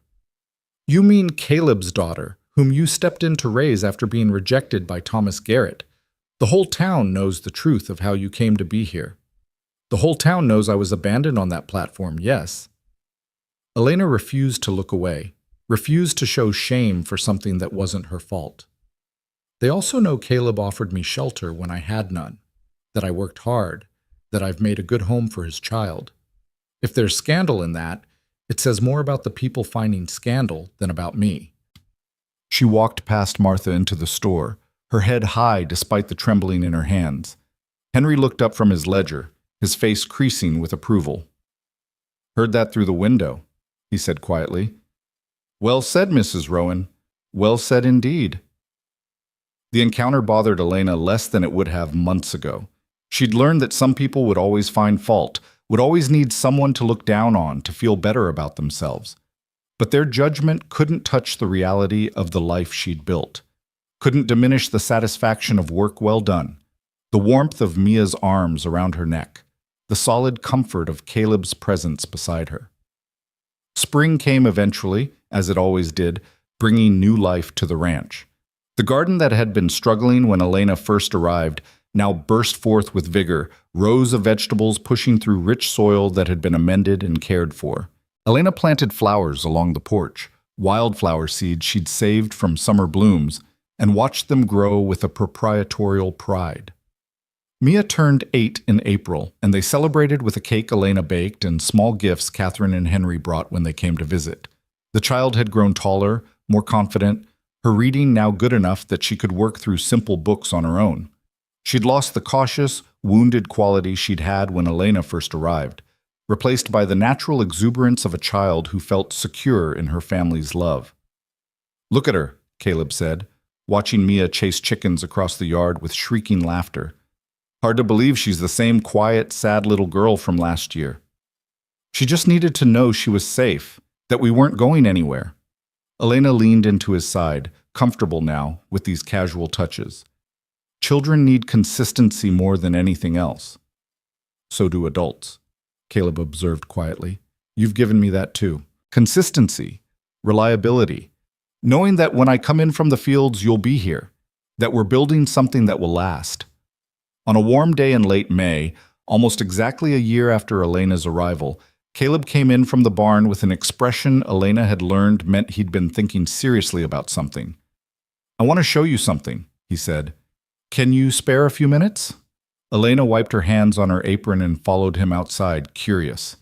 He led her past the barn to a small rise that overlooked the ranch, the house and outbuildings, the garden, the pastures rolling away toward distant mountains. "I've been thinking about expanding," he said. "Adding on to the house, maybe building a proper workshop.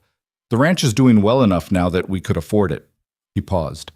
"But this is your home too. I wanted to know what you thought, what you might want to see changed or added." The question stopped Elena's breath for a moment. He wasn't just consulting her. He was acknowledging her equal stake in this place, her right to shape their future. It was a far cry from Thomas Garrett's evaluation of her as property to be accepted or rejected. "I'd like a bigger kitchen," she said slowly, thinking it through. "Room for a proper table where we could all work together. And maybe a schoolroom for Mia, somewhere she could have her books and slate without being underfoot in the main room." "A schoolroom," Caleb nodded thoughtfully. "I like that. Maybe I could put in some shelving, a desk she could grow into." They stood together on the rise, planning and dreaming, their shoulders touching as they looked out over the land they'd made home. Elena thought about the frightened woman who'd stood on that platform a year ago, certain her life was over. She couldn't have imagined this, couldn't have dreamed that rejection would lead to redemption, that being found wanting by one man would lead to being chosen by another who saw her true worth. "Are you happy?" Caleb asked suddenly. "Truly happy, not just making the best of things?" Elena turned to face him fully, taking both his hands in hers. "I'm happier than I ever imagined I could be. This life, this family, you, it's everything I didn't know to want. Even though it's not what you planned, even though you came west expecting something different, especially because of that." Elena smiled, and she could feel how different that smile was from the tentative, hopeful expression she'd worn stepping off the train. "What I planned was a fantasy based on pretty letters and desperate hope. What I found was something real. Better than fantasy because it's solid and true and built on work and choice instead of romantic imagination." Caleb pulled her close, and they stood wrapped in each other while the spring wind moved through the grass and the ranch spread out below them, like a promise kept. In the distance, they could hear Mia singing to herself as she worked in the garden, her clear voice carrying on the breeze. "Thank you," Caleb said quietly, "for taking a chance on us, for staying when you could have left, for building this life, even when it was hard. Thank you for seeing me when I felt invisible, for giving me a place to belong." Elena pulled back just enough to meet his eyes. "For loving me even though I arrived as someone else's reject. You were never a reject. You were a blessing that fool was too blind to recognize." Caleb kissed her forehead, her cheeks, finally her mouth. "My blessing. Mine and Mia's." They walked back to the house, hand in hand, and Elena felt the rightness of it settle into her bones. She'd come west as Elena Cross, mail-order bride, expecting to trade her service for security and hoping for basic kindness. Instead, she'd become Elena Rowan, wife and mother, and full partner in a life that demanded everything and gave back tenfold. The summer stretched ahead of them, full of work and heat and the endless cycle of ranch life. But Elena faced it without fear, knowing that whatever challenges came, they would face them together. She'd learned that strength wasn't found in avoiding hardship, but in walking through it with people you trusted, building something solid from whatever materials life provided. That night, after Mia was tucked into bed and the house settled into quiet, Elena stood at the bedroom window, looking out over the land silver with moonlight. Caleb came up behind her, wrapping his arms around her waist and resting his chin on her shoulder. "What are you thinking about?" he murmured. "About how far I've come, about how different everything is from what I expected." She covered his hands with hers. "About how grateful I am that Thomas Garrett tore up my photograph and walked away.